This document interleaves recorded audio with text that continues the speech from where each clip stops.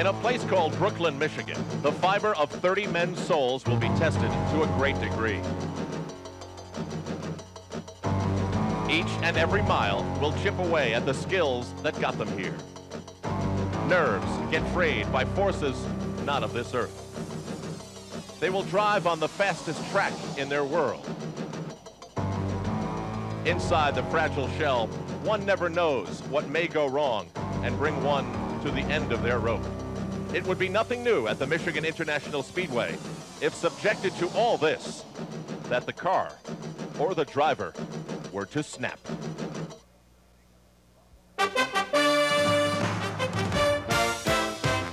All the drivers you would expect to find at one of the most important IndyCar races of the year are here.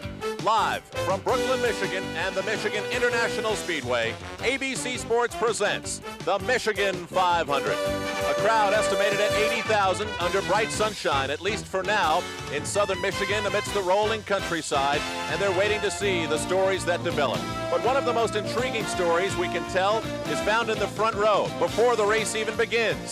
Surrounded by the Andretti family of Mario and Michael is the great veteran A.J. Foyt, who has found his way to the front of the pack. Let's go down to Jack Arute. Well, A.J. Foyt has planked his car in the middle of the front row, but he encountered some problems earlier yesterday afternoon. After setting a terrific speed, he broke a CV joint. And A.J., now you start a car that's untested and untried. Concerned? Well, anytime you're starting up in the front row, you're concerned. We're just going to have to take it easy. Just hope the car handles good. Can you go the distance, 500 miles, and make it another 500-mile victory, A.J.? We're sure going to work at it. Well, a lot of these drivers are going to have to work hard all afternoon, and one of them is standing by with my colleague, Jerry Gappens, right now. Jerry?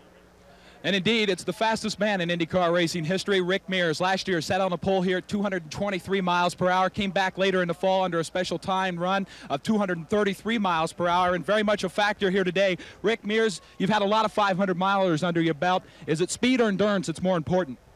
Well, I think today really is, as warm as the weather is and everything, I think endurance is going to play a very big part. I think the guy that, can kind of set a pace that's right for the car and right for the conditions and can run all day is going to be the guy that wins it.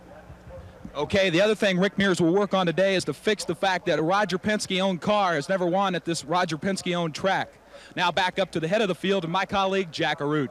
Another driver that has yet to win a 500-mile victory, let alone one at Michigan International Speedway, sits on the pole, second-generation driver Michael Andretti. Michael, the heat, 500 miles, so many laps here. Is there anything you as a driver can do to carry the car to the end? Not a lot. It's going to really come down to our Quaco crew to see if they did their job, and I'm sure they did today, so, we'll just have to wait and see. Starting 3 wide, what are you going to do at the drop of the green flag? Are you going to try and point it to the front, or will you lay back a little bit? Play it by ear, see what happens. One of the things about Michigan, gentlemen, is play it by ear. Al? We are moments away from the beginning of this ABC Sports exclusive, which is being brought to you by Miller Lite. For great taste, there's only one light beer. By the heartbeat of America, today's Chevrolet. By the Goodyear Tire and Rubber Company. No matter how far you go, Goodyear takes you home. And by Kellogg's, Product 19.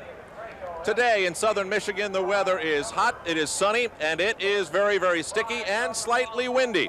We say that it is sunny for now because all week long we have been bothered by late afternoon thunderstorms, and we believe that there is still the threat of that happening today. We will be with you for 4 hours to carry you through the end of this race, which will probably take about 3.5 hours to complete. We're moments away from the gentlemen starting their engines. There are 30 of those gentlemen to be found along pit road. And there you hear the crowd reacting to that magical moment in each and every IndyCar race.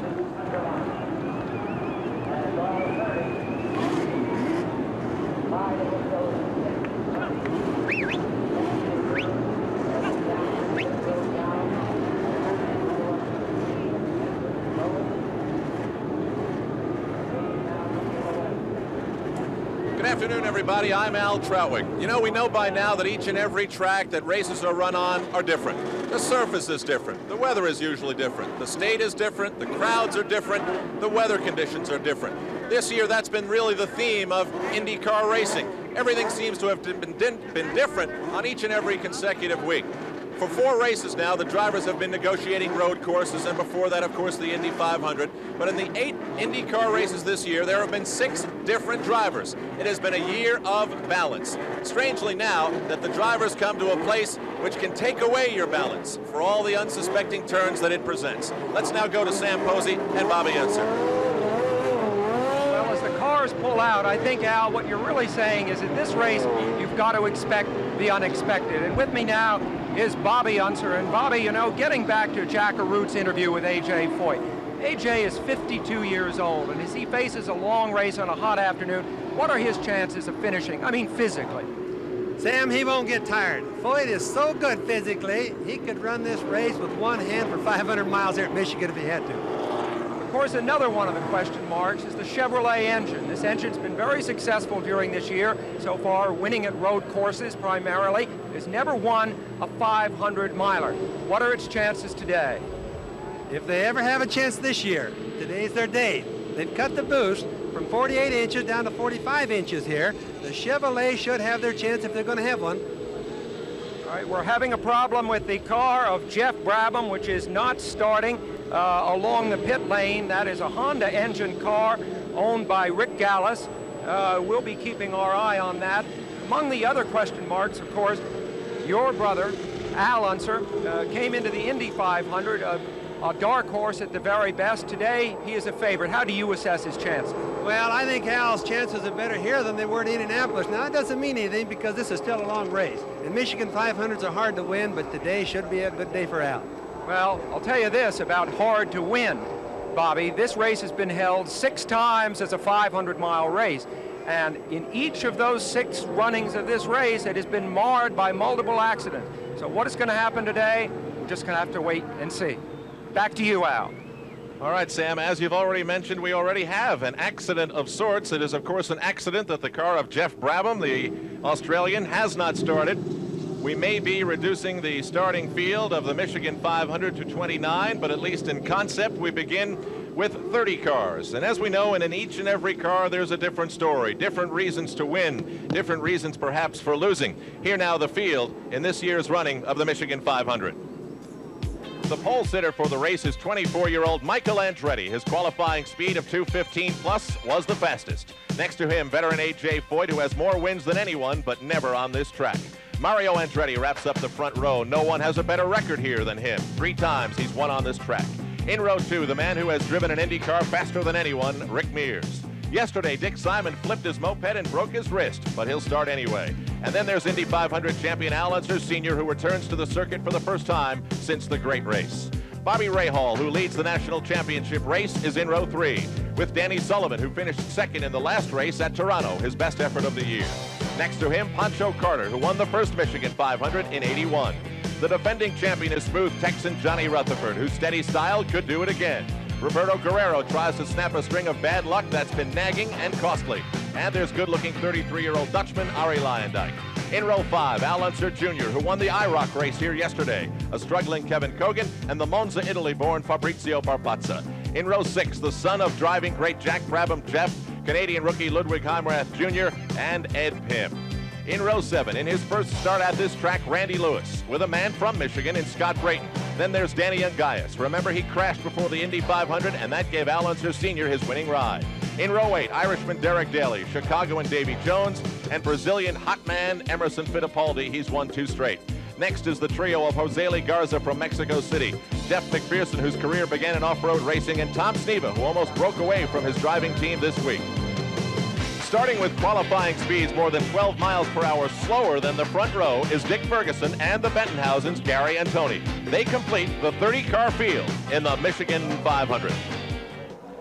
Last year, Jeff Brabham started in 28th, last place in the Michigan 500, and finished 4th. It was a great day. This has not started off to be a great day, but we're told, Sam, that they've changed the spark plugs, and he's back in position. Let's go down to Jack Arut and find out exactly what happened. Well, Al, we've checked with the owners here in the Gallis racing team. Rick Gallis told us they're not sure that they have resolved the problem on Jeff Brabham's car. At first, they thought it might be a spark ignition problem. Now they're concerned that it may be the fuel management box. They've got one out here in the pits, but they're going to have to take the green flag under present conditions and hope that there'll be an early caution to where they can then diagnose further the problem on the car. Sam, a quick early test then of tension in the car of Brabham. He wants to try and settle himself down. We said expect the unexpected. Here's the first man to fall victim to that. Of course it disconcerts you when you have to start a race not knowing what condition your car is in, Al. I wouldn't want to be in his shoes right now. 500 miles, a long afternoon on this 2-mile track. You're looking at the front row. On the near side, Michael Andretti in car number 18. A.J. Foyt with more victories than anyone, but never higher than 9th place here. And then Mario Andretti on the outside of row 1. And down through the field and around the backstretch they come. Bobby, thoughts before you begin a 500-mile race in the kart circuit, Indy 500? These are important moments in the year. Oh, it is. And these guys know that this is a very tiring race physically, Al. And they're all thinking how they're going to pace themselves, and they all want to make it to the end. It's going to be hot today, too. That's going to hurt the engine just a little bit. This track looks very simple, but as we've already mentioned out, there are 3.5 Gs waiting for you in every turn. The heat beating down, and these cars will take green, the Michigan 500. No, they won't. It's a yellow. It's a yellow. They were not in order as they came up to the starting flag. And these laps, of course, before the race goes green, do not count. This is no respite for the drivers. Looked like Michael jumped the field a little bit there, didn't it, Sam? Looks like Michael took off a little bit, and that's what Nick Ferrano, the starter, doesn't like. He wants that field to be even, like about coming out of number 4 turn. So Nick said no. He tried to slide back into position at the last moment, but it was too late. If he would have, of course, the other guys, if it had stayed green now, they would have gone right on by him. So Michael was just a little out of phase. He preempted the start a little bit. So a couple of stutter steps before the Michigan 500 is off and running. Brabham's car stalling, at least for now, back in the field, and now a false start, if you will. Did you notice how nervous Michael was when Jack Arute interviewed him down there on pole position about 3 minutes ago now? Now they're in what is called turn 4. These turns are banked 18 degrees. They're very steep. It's a trioval, really a modified D in shape, and the turn at the start-finish line is still banked 12 degrees. So it's very steep. It's the world's fastest 2-mile oval. Young Michael Andretti on the pole, leading a veteran front pack, including A.J. Foyt, his father Mario, Rick Mears, Dick Simon after 18 years, still winless, Al Sr., Bobby Rahal, Pancho Carter, Johnny Rutherford. The green flag is out, and here comes the field. Michael Andretti taking the lead. Dad Mario moving up high into turn 1. A.J. Foyt sliding down low. You will see the cars using many different lines around this track today. Michael Andretti and Mario, I believe, going 1-2 now, ahead of the field in the Michigan 500. Michael almost squeezed Mario too high in that line, don't you think, Bobby? Yes, he did, but that's all right. There's a certain spot right on the right or left of the cars. It's a little bit blind, and he left it down a little bit, but I'm sure he didn't exactly know he was there. All right, A.J., of course, has already dropped back into third. Coming into the home straight, which has a little bend to it and a banking, is Michael Andretti with about a 6-car length lead over father Mario. Then it is A.J. Foyt. Expect laps to be in the average range of 205 to a high of maybe 27 to 210. Very, very fast track here, owing to the fact that the turns are so fast. They come off of the turns going over 200 miles an hour. It is Michael Andretti, behind him Mario, then A.J. Foyt, Al Unser, Rick Mears, and Danny Sullivan. The field, at least the starting group, remaining relatively intact in this, the start. We have a camera in the car of Michael Andretti, which is ahead of this 30-car field. There is what you see when you are leading a race. A very beautiful sight with no tracks, with no cars at all ahead of you. What you do not feel here, of course, are the lateral G-forces forcing you up the banking and into the wall if anything goes wrong. Already an unscheduled pit stop, of course, for Scott Brayton, car number 91, changing some wheels relatively quickly in and out. But Scott Brayton will lose some precious space in the early running of this race. Michael Andretti down the straight. Upwards of speeds in excess of 230 miles an hour, perhaps. Another car slowing down. Car number 27, that is the car of Dick Ferguson.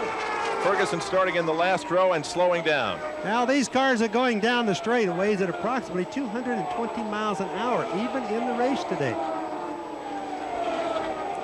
Michael Andretti still leading His father, Mario, we have spoken about the high speeds. Rick Mears has done it. The sensations you'll feel are the drivers alone to know.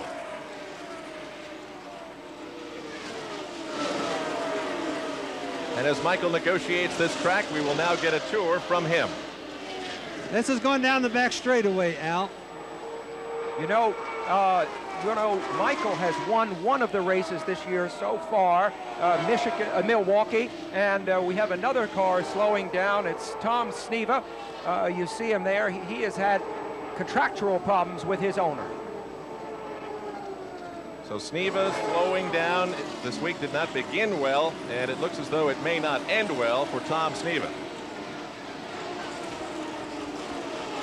It is still Michael Andretti in the lead, Mario right behind him. The difference last lap around was 65/100ths of a second. We mentioned the lap that Michael has taken us around. Now he will take us around himself in his own words.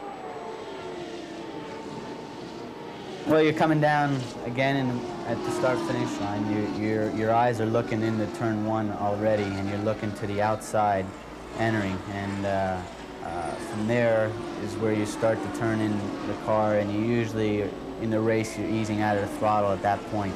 And then as you start to turn into the corner, you're getting back on throttle again. That's where you start to feel your real sensation of the G-forces pushing you down into the seat and the lateral Gs, especially by the apex of the corner, which is the middle of the corner. From there on, you're just letting the car go, and you gradually feel less and less Gs as you come off the corner.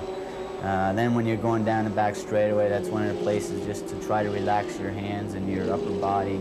And then as you get midway down the straightaway, you start to tense up again, holding on to the steering wheel tight. And you do it all over again. You're just starting from the outside. As you go into turn three, there's a pretty hard bump, which sometimes upsets the car that you have to pay attention to. And then again, as you enter the middle of the corner in three, you start to feel the G-roads push you down into the seat and sideways. And then from there, it's just basically let the car ease up to the outside of the track again by just letting it go where it wants to go, and then you back down the straightaway again.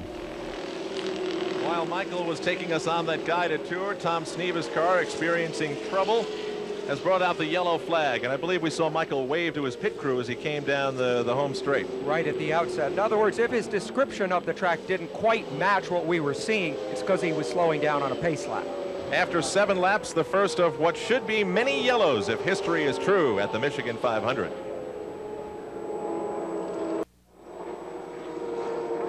The field at the Michigan 500 still under yellow, but preparing to take the green, we believe. Tom Sneva's car into the pits, slowing this race down just a little bit. We've completed 8 laps. Al Trautwig, along with Bobby Unser, Sam Posey, Jerry Gappens, and Jack Arute are on pit road. Al, at the moment, of course, Michael trails Bobby Rahal in the championship, 89 points to 105, but a win here today could reverse all that if Rahal were to drop out. A win is worth 20 points as we see the green flag again. Michael Andretti still in the lead. Mario behind him. Then A.J. Foyt, Al Unser, Pancho Carter, and Rick Mears. Pancho Carter's efforts so far worth mentioning. Just prior to the yellow, he had passed both Danny Sullivan and Rick Mears to claim 5th place, having started in 9th. Well, you saw Michael's dad, Mario, just take a real hard try on Michael, Al. I think they're getting ready to have a pretty good run for the lead right there. Do you think the relationship in terms of competition between Mario and Michael is the same as it is between Al Unser Jr. and Al Unser Sr.? It really is. In fact, I think that Mario and Michael would rather outrun each other sometimes than they would the other drivers, and it's a very competitive thing within that family. And of course, we're comparing here a March car, Michael's car, with a Lola car, which is Mario's, a Cosworth engine in Michael's car, and a Chevrolet engine in Mario's. Sure, two differences there. Michael seems very comfortable in stretching out his lead from time to time. His lead 0.6 of a second. Let's go down to Jack Arute. Al, we talk a lot of times about the mechanical beating the cars will take. Well, seemingly the surface this afternoon is an electrical beating. Here is another car, Tom Sneva's mount, that has an electrical problem, much the same as we experienced with Jeff Brabham's car. They're not sure again what's wrong here. They've changed the spark box. Now they're changing the battery, but the car coasted in here without speed, without power, and Sneva is waiting to get back out onto the racetrack. Back up to you. Jack, that's true. We've spoken about stress on every nut and bolt in every car, and of course on every space on that driver's body. Pancho Carter continues to move. He has passed by Al Unser Sr. into fourth. Pancho Carter, of course, won the first 500-mile race. This is Randy Lewis, I believe, going into the pits. A very, very nice man with a master's degree. He's coming out of the pits in business administration. He's managed to make it into the highest form of racing in the United States at the age of 41. Pancho Carter, we were speaking about him as we watch his move through the field, now up to third place behind Michael and Mario Andretti. Pancho has had good success here at the Michigan International Speedway, winning the first Michigan 500 back in '81 and finishing third here last year in '86. In fact, he has the best record of anyone here. That first and third gives him the best record. He's also been on his head here, though, very badly up the back straight in one of the worst accidents they've ever had here. And that really says something, because through the years, they've had a great many bad accidents here. Pancho's always been known for being good on high bank tracks, period. He's been good in the sprint cars. Anything that's high bank is where Pancho's reputation came from. Well, Bobby, you know, one reason why, of course, is that when you run the sprint cars on dirt, you're used to running many different lines. You run high, you run low, you look for traction on the track. This track offers you 3 or 4 good lines to work with. In other words, it isn't a narrow one-lane track the way most road racing courses are. Pancho Carter told me yesterday he feels very comfortable here, and we'll see as he comes up on the two Andrettis, and he is closing in on them now steadily. We'll see him, I think, feel very comfortable about putting moves on them high, moves on them low. He says he never runs 2 laps that are exactly the same.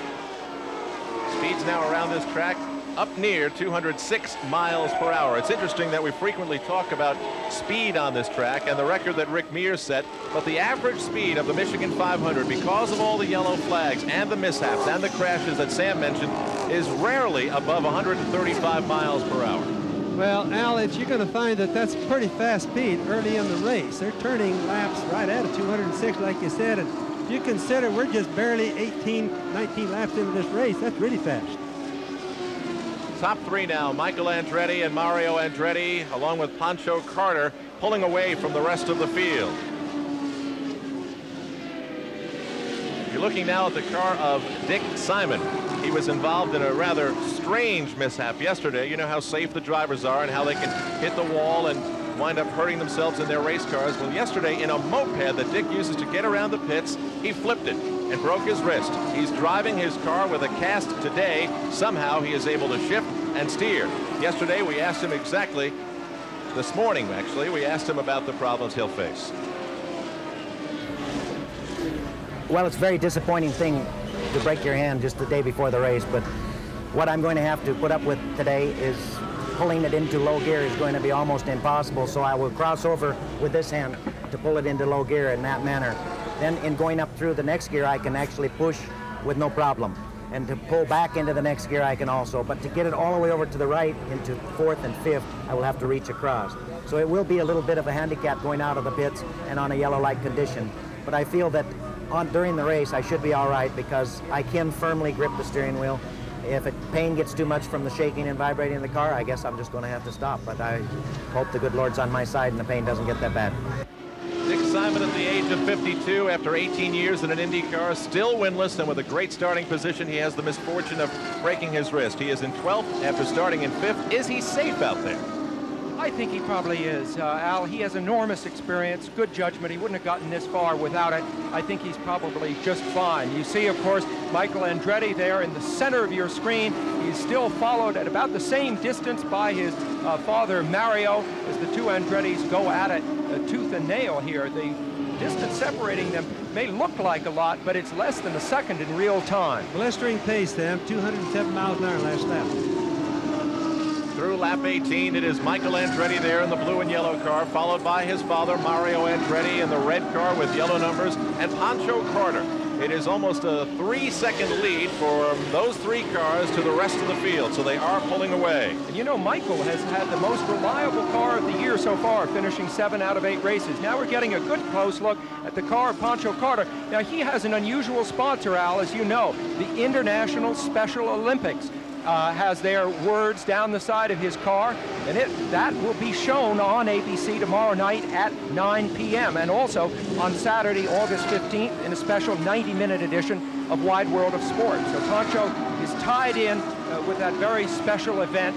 He will have a car there on display, and he will be there himself. The opening ceremonies for the Special Olympics taking place in South Bend, Indiana today. We check in again with Michael Andretti. What a tremendously successful, consistent year he's been. Still, from time to time, little nagging things. And we go back into the field now to Bobby Rahal. He is in 8th place, but the leader in the overall kart national championship. You are now in the car with him. And you know, Al, Bobby Rahal watches these tapes of himself driving, and we've been broadcasting quite a bit of this stuff in the last few weeks. He watches them the same way a football player studies game films. And he really spends some time. There he is, edging up on Danny Sullivan, but not able to pass him. He went down low, which, Bobby, you know, is often not that effective as you go into that turn. No, but that's all right. It's way early in the race. They're feeling each other out. Bobby Rahal is going to be one of the favorites today, or is one of the favorites today, and has a very good chance. 7th place right now is pretty good. 250 lap race. Also, when you're that far ahead in the championship, there he is, another bid inside. He's coming down, and this curve, though, is what you call the start-finish straight almost. Sullivan just to his right there. Do you think he's feeling turbulence there, Bobby, from Sullivan's car or not? No, once he's that far down underneath, he's in good clean air, and that's what he likes. He's a little breather. Right now, he's in turbulence. There's very turbulence. It gets worse as he gets closer. But now when he's to the inside like that, to the left, that's not turbulent. That's pretty smooth there. That's when his wings operate good. The turbulence, in any case, is not quite as serious a problem to the handling of the car here as it was at Indianapolis, because the steep banking, the car holds the road generally a little bit better anyhow. Another thing to remember right now is where always before they've been running 48 inches of manifold pressure. They're not cutting back to 45. Everybody is running a maximum of 45 inches right now, so they don't have the boost knob for the passing like they've had in the past. You're watching Bobby Rahal duel and darting behind and aside to Danny Sullivan, and right behind Bobby Rahal and at times next to him is Roberto Guerrero. A moment ago you may have seen Bobby look over his shoulder now as he looks to make the definitive move past Danny Sullivan, and he has. Bobby Rahal has slid past Danny Sullivan to take over 7th place. Sullivan now is between Rahal and Roberto Guerrero in that bright pink, yellow, orange kind of car. As you noticed when he passed him, Al, people probably wonder, well, why did he go by so fast? Once he got by him, I should say. But he didn't really. What happens is that Danny Sullivan backs off to stay out of the turbulence. Danny's been running in clean air. As soon as Bobby Rahal went by, Danny had to get out because he had nothing but real turbulent air to run in. All right, of course, now Bobby Rahal is on the attack. He's moved up from 7th. He is now into 6th. Sullivan, incidentally, has never had much luck at this track. Danny Sullivan hasn't been known to be an oval track driver, but probably better at being a road circuit driver on the road courses. But Danny also has had a reasonable amount of success. Your brother Al here is engaged in a duel, excuse me now, with Bobby Rahal. Your comments on how Al seems to be running. It's in the yellow car there on the left of our screen. He's been running very good. I've been watching it, and there really isn't a problem with him, at least not visibly so far. I think it's just a typical sort of good racing that we'll see at this point in the race. It is good racing because, as Al mentioned, Guerrero has caught up to Rahal. There's Bobby making a bid on Al Unser. He looks over at him momentarily as they're coming by the pits on the left. I think he has now moved up into 5th or 6th. Of course, directly behind Bobby Rahal is Roberto Guerrero, Al, who of course started back. You see Guerrero there now also shooting by Al Unser Sr. Now, Al's game plan is going to be probably just to let him go right now. In other words, the lap speeds have been very high, as I mentioned earlier. And look at that, 3 abreast going down the back straightaway into turn 3. And rocketing by at that point, coming. Mario has moved up on, Michael has moved up on Mario quite a bit now. The gap is closed again. A lot of traffic in the field, to be sure, but as we've mentioned, the strategy on this track is very, very critical. You can go low in one turn, high in another. You can play with many different lines, and that's not true on many tracks. Absolutely not. Plenty of room to pass. We saw an incredibly good move just a few minutes ago there by Jeff Brabham, who seems to have recovered his composure. Mario dives low and makes a move to go past his son Michael, but not yet, not quite. That's a favorite passing place right there, Al. Going into turn one, cutting down low. The guy that works the bottom usually is about the best chance of winning here. He lost a little momentum in the move, though, didn't he, Bobby? Well, Michael kind of came down on him, or Michael came down on Mario a little bit. I'm getting the two Andrettis mixed up there. These guys like to race each other. I think Mario once used a great phrase, when I know I'm going to have a tough race with Michael, I gird myself for it. Michael wants to stay up in that clean air. You know, he's out there running in nice clean air all the time. He likes that better. When you watch Michael and Mario running so close to the front and at the front and so close together, memories of Portland last year come to mind when the two were separated across the finish line by 0.07 of a second. Mario beating Michael by that small margin. We're live in Michigan, where Michael Andretti and his dad lead the field. It is time for the leaders to start thinking about heading into pit road, and that will be a normal occurrence. Pancho Carter, who was up with the leaders, Michael and Mario Andretti, has already been into the pits, taken on fuel and 3 tires, and gotten out of there in 14.8 seconds. A pretty snappy pit stop, and he's back out on the track. Through 33 laps. Earlier, Al, as we were talking about the Andrettis, you mentioned that close finish they had at Portland, and Michael running a low line. I think he may only be a lap or so away from a pit stop. It is also true that Mario Andretti beat Tom Sneva here in 1984 by just 14/100ths of a second, the closest finish ever in the history of a 500-mile race. So Mario involved in 2 very close finishes, both of which he won. Checking in once again with Michael Andretti, a winner of 1 race this year. His father Mario behind him, a winner of 1 race this year. As we've mentioned, 6 different drivers have won the 8 races. Only Emerson Fittipaldi, a winner of the 2 last road course races, and Bobby Rahal, a winner of 2 IndyCar races in June, are multiple winners this year. And there goes Mario down low as he did earlier, except this time with a much more strong move to take the lead in the Michigan 500. Now, neither one of these cars have pitted yet, Al. They're due just any time now. In fact, it might even be this lap. They're both very light on fuel and due to come in. And Bobby, this is going to be a great example of how much the pit stops really mean. I mean, this is a team sport in every way. And the 5 men that are going to be involved with each car as it comes to a stop, the pit crews, are now about to play a vital part in the outcome of this race. You see how close the Andrettis are together right now, father leading son. How close will they be after the exchange of pit stops? This is crucial. It may tell a lot about the way the day is going to develop. We will be timing one at least of those stops with our clock. So I think we're going to see Michael come in either on this lap or the next one. And that duel of pit crews is about to begin.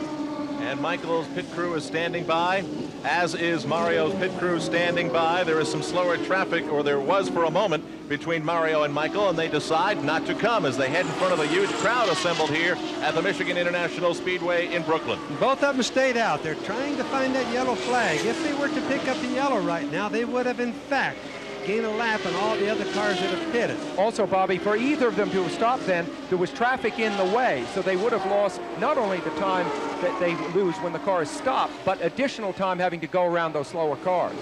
That's a factor that's very hard to measure, but it can sometimes be important. Well, sometimes first in and first out, but it isn't yellow right now, so they're just getting better gas mileage than the other cars are getting. And here comes Michael Andretti down pit road. Now we focus in on just exactly how long and what they do to his car. All right, well, he locked a wheel up, stopping the car. That won't matter. We'll start the clock now. And Jerry Gappens is down there with Michael. Jerry? Michael Andretti takes the water bottle, throws it back across the pit wall after taking a drink. It looks like 3 tires going on, the 2 right side tires and the left rear. Full fuel already being applied. The Craco crew working very fast. They're spraying in case of any fire hazard at all. And now the engine is stalled. He stalled the engine. Now they have to restart the engine. A costly mistake for the 24-year-old driver, Michael Andretti. Now trying to get fire back into the car. He's got it as Mario goes in. Michael back out. And let's go down to Jack Arute in Mario Andretti's pit. And Mario Andretti has capitalized on the mistake by his son, and he ran the wire down just as far as he possibly could. They had intended to come in and make this first pit stop around lap 32, but they said it was running and feeling so well, they were going to just take it down as far as they could, as Bobby Unser alluded to, with looking for a caution. He's off and away, and it's in very quick time, 16 seconds flat. And that's just about half the time that it took Michael to get in and out. Exactly half the time. So there's exactly the sort of mistake that we were talking about. Is so costly. We've had bad problems in the pit with Roberto Guerrero, Al and Sam. He's been in, and there's Jeff Brabham on the track right now. He's the leader right now, but remember, this is after everybody's made pit stops, and Jeff hasn't been in yet. But I started mentioning Roberto Guerrero was in these pits, stalled his engine, and was there, probably lost at least a lap. When everything settles down, we'll let the people know here. Bobby, that's true to an extent, but you know, Jeff Brabham worked his way up to 4th before anybody made a pit stop. He has been moving very, very fast after that problem he had. The Gallus Honda has a lot of power. Yeah. It really does. Yeah. Now, they've had a few mechanical problems, just like not starting just before the race, but the problems seem to have been cured right now. And we drop back now to check in on Roberto Guerrero. Jack Arute was near to where the calamity occurred. Jack? Well, it looks as if Roberto Guerrero has another 500-mile monkey on his back. Remember at Indianapolis, we said he stalled the engine? Well, he actually lost the clutch. What's happened here again? He's lost the clutch again, only this time he has some 400 miles to go. Back up to you. All right, Jack, so right now, Jeff Brabham is the leader. Mario Andretti is second. Al Unser Sr. is third.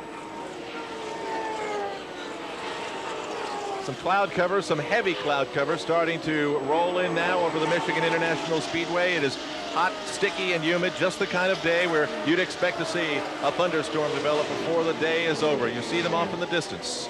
Kevin Colgan, Al, has been in the pits 3 times already, so I would guess one of the Patrick cars is already in problems and happens to be the faster of the two at this race. And as we see Jeff Brabham, Bobby, Rick MEARS has been in the pits twice. Reportedly problems with a right rear tire that perhaps not got put on properly at the end of the first stop. Well, it's hard to believe Jerry Breon doesn't put those tires on right. I'll bet he had another problem. That guy's one of the best in the whole business. There's Jeff Brabham coming in. His mileage has to have been fantastic today to make it this far. Let's see if he has. Of course, he made one less lap, Bobby, under yellow before the race began. That would be insignificant. One less lap under yellow would have been a nothing to measure. Under the green is where they really use a lot of fuel. Of course, he's very fortunate. Jack Arute is down there pit. Jack? Well, we checked with the condition on Rick MEARS' car. They put one of these tires on the car, took 1 lap. He came back in because it was vibrating so bad. They seem to think that there was a problem with this bias ply tire. Back up to you. Now that brings us to a controversy, perhaps, doesn't it? The bias ply tire versus the radial. Yeah. We just got over that at Indianapolis, didn't we? Yeah. 2 different types of tires, of course, both made by Goodyear. It's a question of the form of construction. A couple of years ago, here's Mario Andretti, now the leader. A couple of years ago, Goodyear decided to debut the new radial tire here. They had a lot of trouble with it. The race, in fact, had to be delayed a week while they could make up enough of the old bias ply type tires to run the race. This year, they decided not to take a chance on running the radials. They're running the bias ply tires instead. And now we have a report of problems with Rick MEARS. But Colgan's back in the pits again. Looks like Pat Patrick's having some more customary bad luck at Michigan. Mario Andretti now the leader of the Michigan 500 by almost 10 seconds. You saw him there passing A.J. Foyt, who has dropped down to 8th place, at least for now. Pancho Carter in 2nd place, having completed 44 laps. Pancho Carter's in that Machinist Union car that has really not had much luck this year with Jose. If you remember, both of them got involved in that first or early lap incidents at Indianapolis, Al. He is really hooked up and doing good today. Of course, you most remember Pancho for his overhead flip at Indianapolis this year when the helmet saved his life. One of the most outstanding wrecks we ever saw. Scary moments in racing. Much more to come from the Michigan International Speedway. Mario in front. On Monday Sports Night, the NBA's top draft pick, David Robinson, Lynn Cox, who will challenge the Bering Straits, jockey Angel Cordero, and more, all on ABC's Monday Sports Night.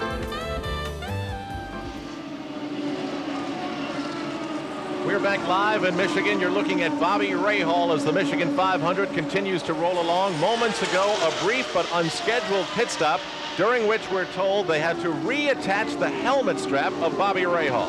Boy, Al, that's a serious thing here. Everybody's probably wonders, well, why didn't he last for a little bit longer and wait for yellow or something if it was a helmet strap? But I'll tell you one thing. The centrifugal force, the G's, are so hard here that your neck just bends like a rubber band without that helmet strap. There's only a couple of guys like maybe Foyt that could run any distance at all without a helmet strap. That was then, this is now. How could it have come loose? Well, it could just have worked its way loose. There's tremendous turbulence, you know, in the cockpit of the car. And also, Bobby, in addition to the centrifugal force that you mentioned, there's a suction, isn't there? You know what I mean? That seems to, we see A.J. Foyt there back on the track after the first scheduled round of pit stops. Foyt running well so far. And Bobby, you made quite a big point about what an Iron Man Foyt is despite his age of 52. Well, he's got a neck that's like a fire plug. For example, with Rahal's strap coming loose, if it happened to Foyt, he could probably run the rest of the race with it, but he's one of only a few guys that strong. We speak frequently to these drivers, and we like to hear what they say about racing. There are some words, however, that do not come easily. Among them is fear. We asked A.J. Foyt if there is such a word in a driver's vocabulary. Well, I've always said race cars scare me to death, so some of these guys say they have no fear. I can't believe that because they scare the hell out of me a lot of times. A renewed enthusiasm for A.J. Foyt this year, especially in the concentration in Indy cars. What accounts for that? Well, I think we're getting our head back on our shoulders straight. The crew's working good, and we're just not having no luck, you know. But the car's right there, we're right there, and it's just a matter of time. How about the differences over 30 years? Is it different the way you approach a race, let's say now, as compared to when you first started racing? Well, let's put it like this. 30 years ago, I'd be scared to death to start a car on the racetrack with no practice. And like today, we're going at green with a fresh car with all new chassis and suspension on it. So I think with my experience, I'm not near as nervous as I used to be. Meanwhile, down on pit road, we check in with car number 24 of Randy Lewis. A fire was blazing in the back of this car moments ago. It has been extinguished. Boy, Randy Lewis has had some bad luck at this track. He was very, very badly injured last year. A broken femur. Bobby, remember that? He was in incredible pain. Boy, he came in right then, Sam, with that thing on fire, and he was really smart. He stopped at a good place in the pits where they could get water on him real quick. Now they're going to put it back in the pits and try to repair it. Now, I don't know how much damage the flame did, but he sure had a big one. Well, it's been a while now since we checked at the front of this race. Mario Andretti, shades of the Indianapolis 500, is leading now after 54 laps complete by 12.38 seconds. He is out ahead of himself. Then it is Pancho Carter, and Carter's lead over Michael Andretti is another 11 seconds. So the first three spots in the field of the Michigan 500 spread out and spread out thin. So far, 29 of 30 cars still running. We've had 3 leaders, Michael, Mario, lead changes. There have been 3, 1 yellow flag. The average speed still up there at just over 180 miles per hour. Kevin Kogan now is out of the race, as is Tom Sneva. So Kogan, the latest one to head into the pits. Johnny Rutherford is also out of the race right now. We saw him pushing his car a little while ago, Al. Rutherford, of course, the winner of the race here last year. And now we started to talk about the tire business, Al and Bobby, and Jack Arute is standing by in the pits with a report about this. Sam, remember at Indianapolis all of the talk about the radial design tires and the problems that they were having? Well, now, as we saw with Rick MEARS, they've had a problem with the bias ply. Now, what's the difference? Well, for the sake of argument, let's teach you. The belts that are applied on a radial tire are done in circumference like this, around, so that there can be no expansion out. But on a bias ply tire, and that's the type of tire we're using now, the belts themselves are applied this way in a crisscross manner. Now, when you add air or heat to the tire, and as the air expands, the tire will expand as well, and the drivers and crew chiefs use that for stagger. Now, what does stagger do? Well, imagine if you have a tire that's bigger on the outside of your car and one smaller on the inside, and you want to get through a corner well here at Michigan. Well, if it's that way, it'll automatically turn that much easier. Let's go back up to you. Well, that certainly covered it all, didn't it? Comprehensive. That's the best explanation I've ever heard. That was a good one. We mentioned moments ago Johnny Rutherford, the defending champion when he won last year here. He was the oldest ever to win an IndyCar 500-mile race. Let's go down now to Jerry Gappens.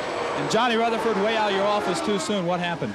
Well, the engine let go and dropped a valve, I guess, and the engine just quit at the end of the backstretch. The turbo light came on, and it quit pulling hard, so I had to shut it down and come in, and they found the thing just was expired. Anything crazy happening on the racetrack as far as track conditions or traffic or turbulence or anything? I think this wind is creating some problems in the turbulence off of the cars, because I was taking a beating out there early on and really couldn't keep a strong pace like I would like to have. My car was very loose in the beginning. As we used off fuel, the thing started getting settled down a little bit, but it still wasn't quite right. And in a group of cars, it really is a hassle to keep up with it. Okay, Johnny Rutherford says that might be something to watch for those guys out there who are still running to contend with. Back upstairs to you, Al. Okay, Jerry, you can see some of the flags. I believe those are in the backstretch. They are picking up quite a wind that is rolling in, and of course with that wind comes clouds, and with those clouds, who knows? Well, right now, at least when we look out, we don't see any rain clouds, Al. They might be puffy, it makes it turbulent, but at least I don't see any water. We hope not. The 60th lap of 250 around this 2-mile oval at the Michigan International Speedway. Mario Andretti's lead last check around was 10.93 seconds. As we've mentioned, there have been many exciting and unexpected moments at the Michigan International Speedway. Mario Andretti knows what it's like to start from the pole and win here, but he has also seen many of those unexpected winners and moments. And we asked him why that happens so frequently here. Well, I think you have to look at the overall picture, really. I mean, it's a selfish sport, and we all know, and so on and so forth, and you're looking for the best advantage personally, but at the same time, I think there's a certain responsibility that lies on all of us to really overlook at the overall picture. What makes auto racing better is the longer we're in it, the more we learn about it. And really, it still is a young sport. And now we're reaching to the point it's so sophisticated that actually it's no longer we're striving just to reach that ultimate speed and that the human element can cope with. We're beyond that, well beyond it, just like in aviation. You see, so now we have to find a way of maybe staying on that plateau that's known, and just make it more competitive and still maintain some technical interest in it at the same time. So it's a big job, I think, that we all have to try to make suggestions as we see them, and then hopefully that common sense will prevail when these rules are implemented and so on and so forth. But as I said, it's I think we've reached a totally different dimension that I know as 10 years ago.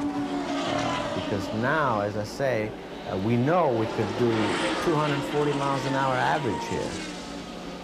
15 years ago, you would dream about that. You knew, we knew maybe someday, but we knew it wasn't within grasp. Today, with what is known, we know we could do that. But that's not what's going to make it a wonderful race or really an entertaining race, because obviously you can just fight wheel to wheel. You just see a car going very fast, which really, after a couple laps, is academic. So, as you can see, it's a new problem. I may have led you astray. That was Mario talking about new perspectives and things that are important in his life at a time when he is not interested at all in retiring. He says he wants to keep going. Now, Bobby, you've been tracking his speed, and it's getting faster and faster and faster. Al, he is running right at 209 miles an hour, 208 miles an hour. Here's Foyt slowing down. I hope he's not having problems. That would be terrible.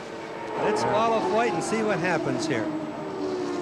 All right, I think it's implicit, Bobby, that he probably is having problems. You know, what Mario said I found fascinating, as I often do the things that he said. And he's basically agreeing with something you said, Bobby, at Indianapolis, which is the incredible rise of speeds through the last, 20 years is probably coming to an end. We're going to see further technical sophistication, but within the envelope of the 200 to 215 mile an hour speeds that we see today. Well, of course, their ultimate goals are is to have a good, entertaining sport. And like Mario said, don't stop the technical change. Don't stop technicalities going on. But look at here, Foyt is into the pit, and he came in too slow. Sam and Al, he just had his got some sort of a problem.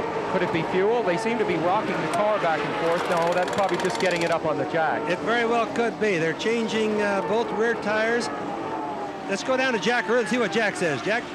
Well, A.J. Foyt is not at all happy about the condition of his race car. He's trying to make some changes and asking for some changes on the wing, as well as changing the tires.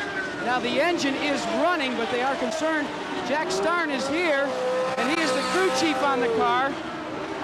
Much of the rear under tray sucked down in the back where the back two cam ups. Under tray has sucked down, dragging on the ground. All right. There you have it. They've got a problem. Aerodynamics on the car. Jack, there's a problem with the aerodynamics on the car? Yeah. No answer. Back up to you. He, of course, that was the confusion there. That was Jack Arute asking Jack Starn, A.J. Foyt's chief mechanic, what the problems might be. Ultimately, this is probably going to necessitate a black flag for Foyt and come in. If it's in fact dragging on the ground, means the bottom of the race cars come loose from the tub, dragging on the ground. If that's in fact happened, he's going to have to come back in for a repair job because CART cannot let him go. If the part came loose, somebody else may run over it. And if they did, it could be a blown tire and a bad wreck. Looks like Foyt's not getting up to speed, so I'm sure he's coming right back in. AJ didn't get to be 52 years old, and the racing driver he is, by taking stupid chances. Pancho Carter was the first of the leaders to take his first pit stop. He is the first of the leaders to take his second pit stop. Meanwhile, Mario Andretti's lead continues to balloon, for now at least, until Michael comes in and takes his second pit stop. Mario's lead over son Michael is 28.82 seconds. Looks like Mario's kind of cruising like he did at Indianapolis right now. Of course, the race is still very early, but AJ is back into the pits, just like we suspected, and I imagine they're going to be working on that under tray, trying to get it wired back up or bolt back up. Jack, can you tell us about it? Well, Bobby, what we've done is discussed again with Jack Starn, the crew chief, what they think the problem is. You can see the crew working on the right rear area of the car. They think a wheel may have cut part of the under tray off, or actually loosened it from the bodywork, and that's what's dragging. They've got their work ahead of them to get A.J. Foyt back in this race and be competitive. A tough break for a 52-year-old. Back up to you. Well, there seems to be an awful lot of probing and poking going on with that car. Perhaps now this will ruin the day for A.J. Foyt. That's kind of bad, Al. You know, he's really been competitive lately. He was very competitive in Indianapolis, and he looked like he was going to be tough today. Well, and it's Mario's point, of course, about keeping, and yours too, Bobby, about keeping the speeds relatively close to what they are now. Here you see Mario. AJ is involved in an enterprise where he's going to try to break the world's closed course speed record, which is the American one, which is held by Rick Mears here at 233.9 miles an hour. Foyt is going to try to go a little faster than that in just about a week. So yes, that's coming right up. The difference being is I think he's going to try to do it in that Oldsmobile instead of the IndyCar. Right, a fully enclosed streamliner. Exactly. A car built just for that, and that should be quite interesting. Yep. Here goes Mario Andretti, who I believe is about to put a lap on your brother, Bobby. Mario Andretti going under Al Unser. Remember, these speeds, we're talking a pass at about 200 miles an hour, and Mario, and his son Michael are the only two men right now on the lead lap. Such is the pace. Well, Mario's absolutely setting a blistering pace. He's been running, as I said earlier, 208, 209 miles an hour, and this is with only 45 inches of manifold pressure. But the point you made about Indianapolis and the similarity of what we're seeing here to what we saw throughout 7/8 of the race at Indianapolis, which was Mario Andretti pulling away effortlessly. Remember, it is a Chevrolet engine in that car, which has never gone 500 miles. And Bobby, before the race began, you gave the opinion that maybe today, because of the reduced boost, this would be a day where it might go the distance. Any updates, any new feelings as we see Mario setting this fast pace? Sam, I'll bet you they're not turning it very tight. I'll bet you they've got two cruise gears. That means that like fourth and fifth in their transmission are probably maybe only one gear change apart, 0.1 apart. Mario's probably cruising that thing as easy as he can because he realizes that, especially after Indianapolis, you have to finish to win. There's Michael coming right down the front straightaway in the bottom of our screen there. There's Guerrero right behind him. There's a good race. So in other words, Mario has almost a full lap on Michael. He is within a few, 100 feet of being a lap ahead of the entire field. So Mario Andretti's lead is quite extensive over both Michael and Rick Mears and Jeff Brabham, who has moved so nicely up through the field, and Danny Sullivan. But Mario Andretti so far in front of the field through 75 laps of the Michigan 500. So you see him now trying to negotiate his way through trappic. That can be a problem. Interesting thing is Mario is doing just like in Indianapolis. He handles on either the high groove or the low groove. He weaves in and out of traffic. So he obviously has got his Lola car tuned into Michigan 500 here today. And to drive the car, you see him coming up on Jeff McPherson. McPherson's on the left, the car that Andretti has just passed quickly. But just behind Andretti was Roberto Guerrero. We see he's just behind him. Guerrero has been the hot driver there. He's on the right of the screen all through the season, and right now Mario Andretti showed incredible superiority over Guerrero. We're told now that Mario Andretti will be coming in a couple of laps. Remember now, Roberto lost his clutch, Sam. Yeah. So everybody knows he's way down. I don't know exactly how many laps, but he's 2 or 3 laps down right now, and it's another typical Roberto Guerrero luck for a 500-miler. Now remember, the last time Michael came into the pits, he stalled his car. That cost him 30 seconds in there. That's where Mario picked up at least 15 seconds of the lead that he now has. A lap here at the Michigan International Speedway is about 34 seconds or so, and that's at least Mario's lead at this particular time. 34 seconds and 2 miles. We'll be watching now to see what happens in this particular flurry of pit stops that will be coming up momentarily in this 500-mile race. Through 78 laps now for Mario Andretti. The total that will be run today, remember, is 250 laps. And Roberto Guerrero back in the pits. He struggled in there earlier, and he is back in there now. Now this would appear to be a normal stop for Guerrero, but unfortunately he lost all what he needed to lose a lot earlier.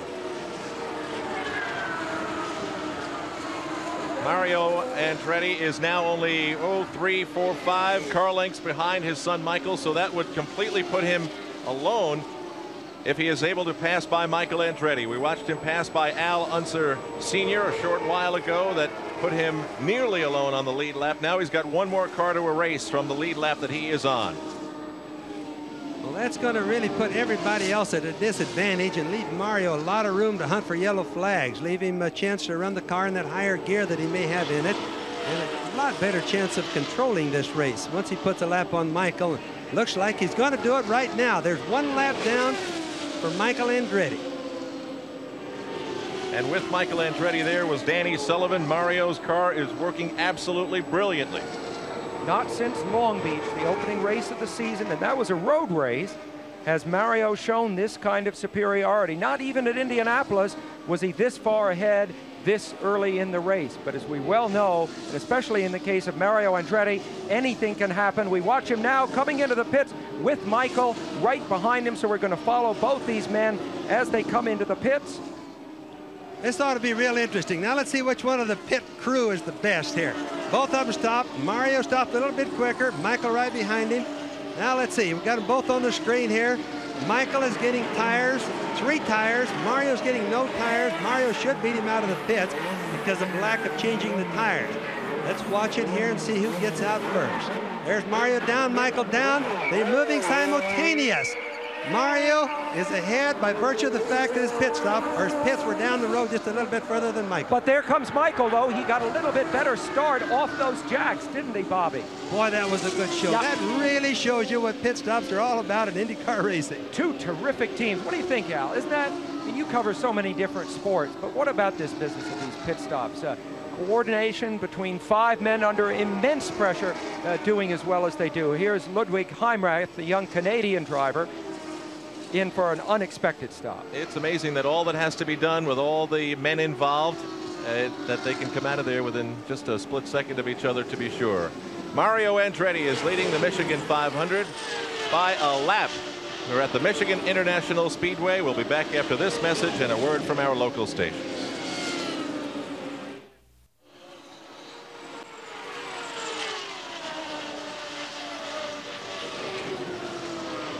We are back live at the Michigan International Speedway. You're looking at Mario Andretti in the red car to the left of your screen and Michael Andretti to the right of your screen. Mario is leading this race through 86 laps. He is more than a lap in front of Michael. He is a lap plus the distance between the two cars. And now Michael has to be thinking about pressing and moving forward and making up what is more than 2 miles between him, his father, and the lead. Bobby Rahal into the pits again. It's been a very difficult day for him.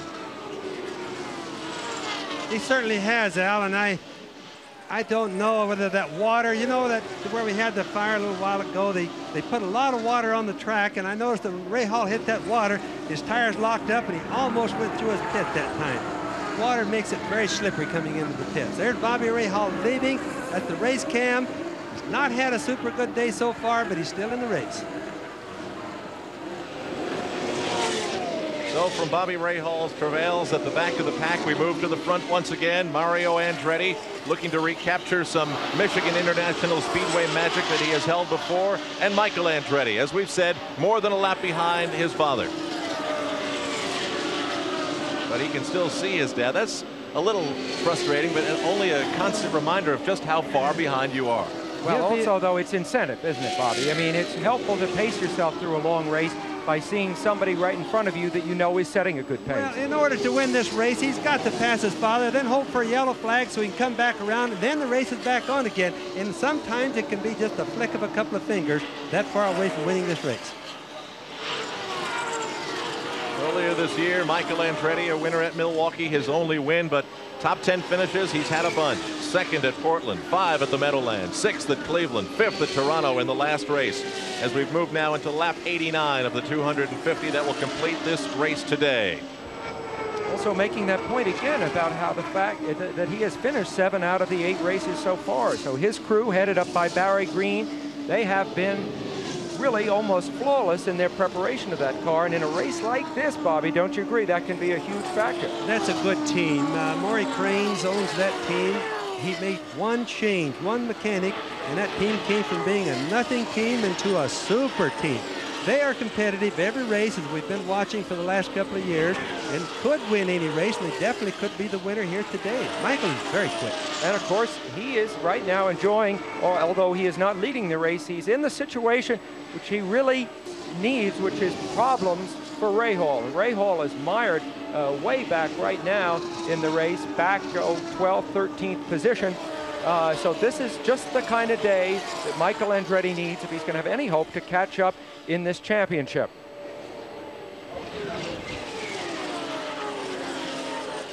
Bobby Rahal, we saw him in the pits once again. It's been too many trips to the pit stops for Bobby Rahal. Let's go down to Jack. And with me is Steve Horn, who's the chief mechanic and crew chief on the car. And Steve, it's not a mechanical problem. It's been a problem with equipment for Bobby Rahal, namely the helmet strap, correct? Yeah, on the first pit stop, somehow his helmet strap became unhooked, and we had to stop and hook it back on. That's put us a couple of laps down, but long way to go yet. And that's something that you're not at all concerned about, then, the way that this thing seems to be running away with Mario Andretti out front. You think that they can still gather it back in? Well, I think there's still a long way to go. It's a 500-mile race, and I think we can get back up there. We're just trying to free the car up a little bit now, too. On a day when you can expect the unexpected, here's a guy that says never say die and never give up. Never give up. There's Bobby Rahal. He certainly does believe in that. Typically, that's just a Michigan 500. You really don't know who the winner's going to be until the last. The last half of the race, things usually change a lot. 6 cars are out so far, among them Tom Sneva, Kevin Kogan, and defending champion Johnny Rutherford. But the cars that are running smoothly, of course, Mario Andretti, the leader, and Michael Andretti. We have been focusing an awful lot on Michael. He has had a very good, consistent year. His story, as a result of his father, and what he believes is very interesting. Here now, an up-close and personal look at Michael Andretti, currently second at the Michigan 500. Nazareth, Pennsylvania, a one-time steel town, became in the mid-1950s the home of an Italian immigrant named Mario Andretti. He went on to win the Indy 500 and the World Championship, but never stopped calling Nazareth his home. He raised his family here, including his son Michael, who grew up normally enough, except for his toys. Well, I think it all goes back to when I was a kid, you know, back when I was 9 years old, 8, 9 years old. I just grew up around speed. I grew up around racetracks. We have a place in the Pocono Mountains where every weekend we were up there running motorcycles, snowmobiles, and all these toys are fast. And I think growing up around that speed, when I did get into a car, it wasn't anything real special because I was already used to it. This is the heart of downtown Nazareth, where the feeling of history is a family history of high school sweethearts who marry, as Michael and Sandy did in 1985.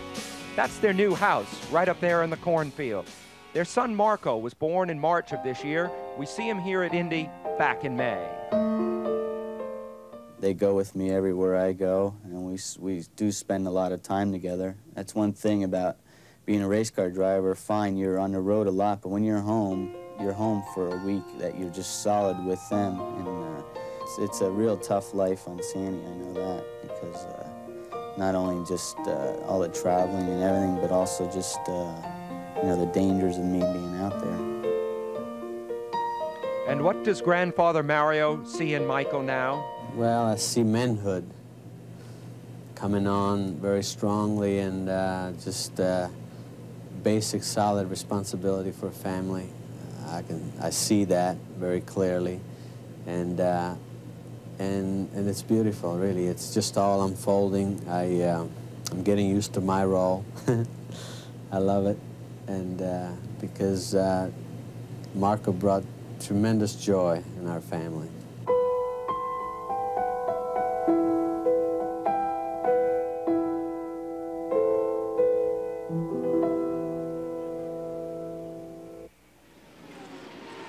And how long will it be before Marco says, how fast can I drive my tricycle? How quickly can I sled down the snowy hills of Pennsylvania?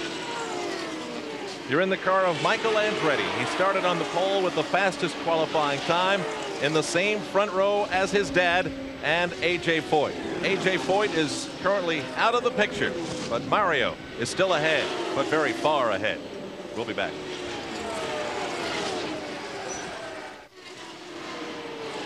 We are back live on ABC Sports. Al Troutwig along with Bobby Unser and Sam Posey. We have Jack Arute and Jerry Gappens on pit road. The story of this day has been the dominance of Mario Andretti, running away so far with the Michigan 500 with the lead of more than a lap over son Michael and Rick Mears and Danny Sullivan. This ABC Sports exclusive is being brought to you by Pennzoil Motor Oil. Quality protection. Ask for it. By Sears, where there's more for your life. And by the heartbeat of America, today's Chevy trucks.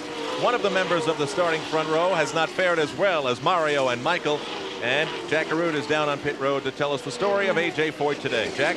And Al, as you can tell, he's out of the race, but A.J. not only out of the race, but you discovered what might have put you in the wall yesterday, a problem with the body of your car. Well, that's true. The center of the car pulled apart. It looks like the motor mounts.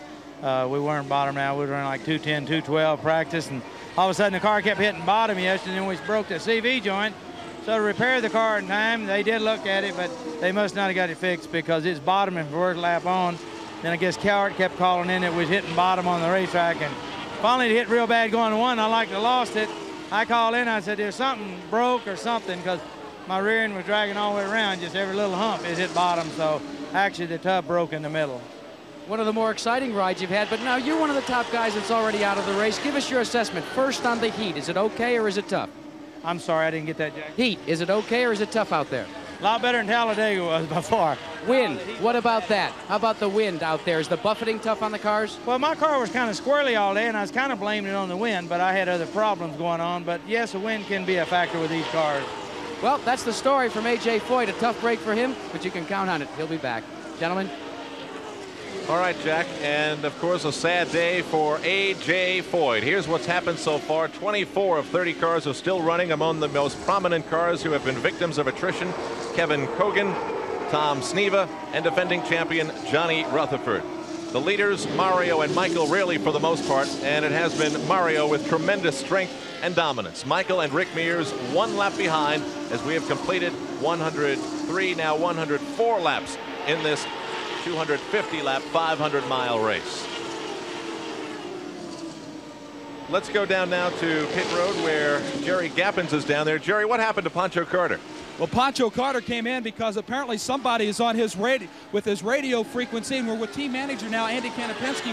Pancho stopped unexpectedly. What happened? Yes, he thought that John Barnes had called him in. We've been having trouble with somebody being on our frequency all race.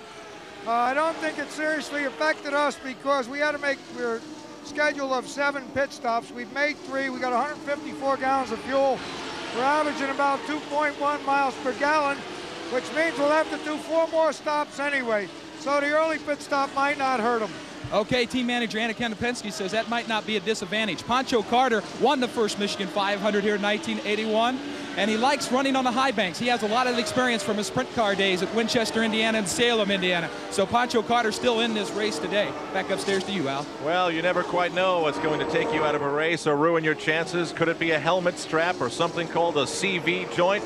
Or maybe even someone trying to talk to you on the radio where you normally hear friendly voices. That's not the case, at least not so far today, for Pancho Carter. We'll be back. Back live at the Michigan International Speedway. You're looking at car 91 of Scott Brayton, obviously having trouble smoking, but not a serious enough situation to warrant Scott getting out of that car, at least not yet. Now, right now, we have our 3rd place man, Rick Mears. Doesn't look like he's going to make it around the pits. He obviously has problems. We don't know at the moment whether it's engine or chassis problems, but he's definitely got problems. There he is right there. He makes it to the pits. He's coming around number 4 turn now. He may make it in, but he's going awfully slow right now. Rick Mears was running in 3rd position, Bobby, and is this the old Penske jinx surfacing that he cannot win a 500-mile race here with his team at his own home track? Well, there's another, hopefully not a Chevrolet problem. We don't know whether it's chassis, but he's got all 4 wheels on it. Oh, let's go down to Jack Arute and see if Jack has anything on it. Jack? Well, Bobby, one guy that was watching the big screen here to see just what the problem was with Rick Mears is carrying his engine. You know, Ilmore Chevrolet? Well, this is Mario Ill, and he's the Ill in Ilmore. And Mario, you're in Mario Andretti's pit. The Chevrolet engines are still suspect for 500 miles. What are your concerns today as we wait to hear on the condition of Rick Mears' car? Well, I have to see what happened to Rick Mears, but at the moment everything looks good, and Andretti, it sounds good. At the moment, I'm very hopeful, and I think we will finish the race today. And yet, not to sound negative, everything looked good and sounded good at Indianapolis until it really counted at the end of the race. Did you ever isolate what the problem was there? Yes, at Indianapolis we broke a valve spring. We have worked pretty hard on that subject since Indianapolis, and I hope we will not have the same failure today. You never know, something else might crop up, but we're very hopeful today. Kind of interesting to tie with Chevrolet, an American-based company, and your company out of Great Britain, as they're pushing Rick Mears behind pit wall. We'll get information on his condition, but it certainly looks like the engine has expired or a problem mechanically. But I was wondering why the tie between a European-based company building an engine for an American-based company? Well, it all started with Paul Morgan, myself, and Roger Penske. And then we had the deal started, Roger Penske went out and sold it to Chevrolet. That's really why it happened that way. Oh, so we bought the technology. Well, it's bought, but it's a joint venture. I mean, we get a lot of feedback from Chevrolet. They're helping us out. They give us their computer time. We have access to their engineers and so on. It is something, it works together both ways. I think, gentlemen, it might be a good indication that this is a shrinking world. Whenever you build anything, whether it's in Detroit or in England, it's hands across the water. Back up to you. And that is the ongoing connection in auto racing. Back and forth, the pond we go, from England to the United States, and even Germany now is getting involved. As Roberto Guerrero coming out of the pits, he has been a frequent visitor to pit road so far today. You know, at Indianapolis, Mario led 170 of the 200 laps. And you know, Bobby, I wonder what you think about this. At Indianapolis, you've got to back off, breathe the engine more than you do at this track. I mean, arguably, this track is tougher on an engine than Indianapolis. Do you think the odds are maybe more against Mario's being able to go the distance? He's nowhere nearly that far into the race yet as he was at Indianapolis. What do you think? Well, I'm not too sure that would be the case, Sam, and a couple of reasons. Number one, they already had their bad luck at Indy and they totally controlled the race, so they've learned something since then, and they're going to be trying to take better care of it even than they did at Indianapolis today. Number one. Number two, we got to remember they cut the boost from 48 inches of manifold pressure down to 45. This equates to a lot less horsepower. Theoretically, the thing should last a lot longer. Now we have Barry Lyondike in the pit. Barry's been running pretty hard and pretty good all day. Lyondike currently, according to our list, 8th place. He was to be satisfied, he said, with a top 10 finish, and he very well may be on his way to doing that today in the Michigan 500. Little wing adjustment, nothing major right there. Looks like a good pit stop for audio. Let's check in with Jerry Gappens now on what happened to Rick Mears. Jerry? Rick Mears has pulled a car behind pit wall. He's taking his helmet off, smoke coming from the engine. The engine has expired. Roger Penske's bad luck here in the Michigan 500 continues as his lead driver now talks, and we're listening to Rick. Rick, did you have any indication of what was going to happen there? No, I didn't. I really don't know what it was yet until we get the body off. Until we get the body off and take a look at it, it's hard to say. I just lost power. It could be like a throttle linkage or anything. It just kind of shut off real hard. You were up to third at that point. Was the car working well? The car was working pretty good. We were a little bit loose during that last segment, and we were just kind of biding our time. And if we got a caught Mario to unlap ourselves, we would have. But if not, we were just going to wait till the next stop and readjust the car and go on. Okay, Rick Mears out of the Michigan 500, Al. All right, Jerry, thank you. And another disappointed driver now, as you see Mario Andretti, the leader of the 500 race today in Michigan, is into the pits. His mileage has been very good, Al. Mario's making what appears to be a normal stop. Check the radiators for debris in there. That's paper, hamburger wrapper. Spray a little water on it so the fuel doesn't light off, and he had a 16-second pit stop. That isn't bad at this point in the race. Mario, of course, still the leader. Michael Andretti has not completed a lap, so Mario hasn't lost. And, of course, remember that Michael will soon have to go onto pit road for his normal servicing. You realize that that breakdown by Rick Mears extends his losing streak, Al and Bobby, to 26 races. Here's a man that went 8 consecutive years winning a race every year, at least one race. So this is a real bad time for Rick Mears. Sam, that's too long of a losing streak for anybody of Rick's caliber. He is obviously one of the fastest oval track drivers running today, and I hate to see that. One thing that has repeated itself, as it did at the Indianapolis 500, is Al Sr.'s radio communicator. It is now Roger Penske. He has gone away from Rick Mears, and Danny Sullivan is on his own, at least away from the main man, Roger Penske, and that's exactly how it was in the late stages of the Indianapolis 500, when it was Roger Penske who went into the pits of Al Unser Sr., assumed control, and watch his last-minute addition to the field of the 500 race go on to win. Al Unser Sr. in a quick one. 18-second pit stop. That's not too bad. That was 3 tires and fuel for Al that time, Al.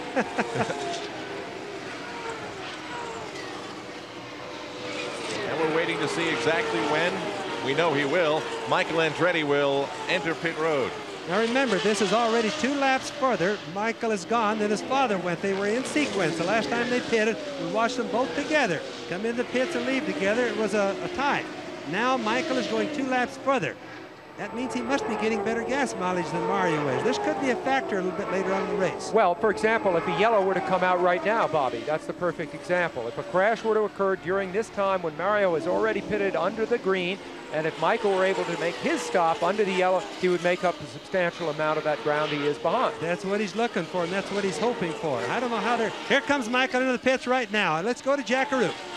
And Bobby, what they've been talking to Michael Andretti on the radio about as he brings his car to a stop in his pit is they were checking the condition of the fuel light as the crew goes to work, taking on outside tires, 3 tires being exchanged and putting in fuel. He carried it on his own decision, 1 additional lap because the fuel light was flickering, he said. It wasn't at a full lit. Now remember, by the end of this 500-mile contest, but he stalled it again. He's 1 lap down, and Michael Andretti has stalled the car 1 more time. 2nd time in pit stops that he stalled the car.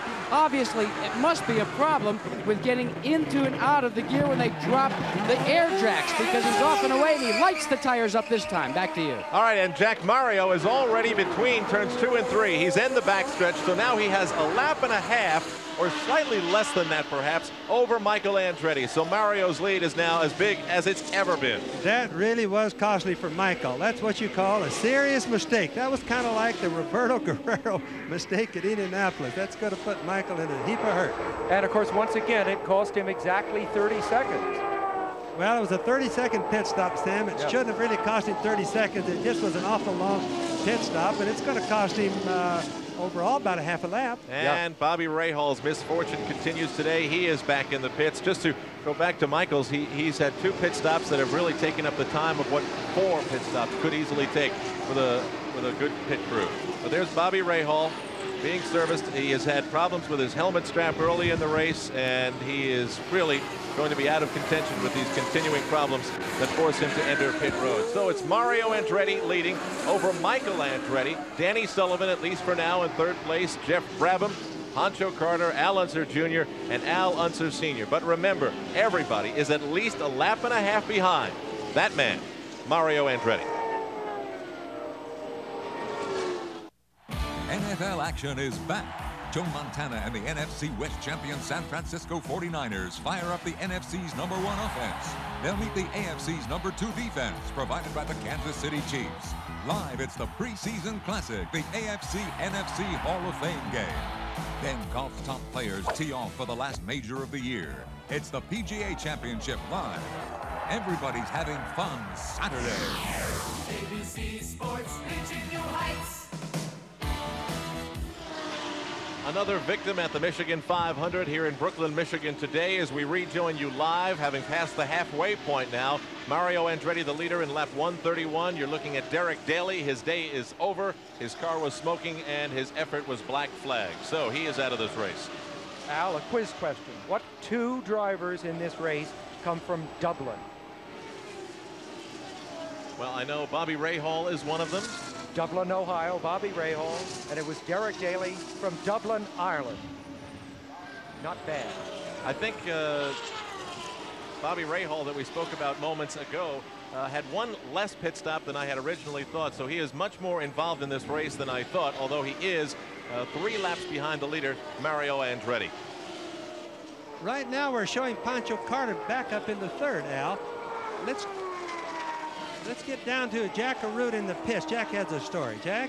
Well, Bobby, I'm with Barry Green, who's the crew chief on Michael Andretti's car. And Barry, it has not been good getting in and out of the pits for you guys. 2 times you've stalled the engine, or actually Michael has. Has he explained to you what's happening?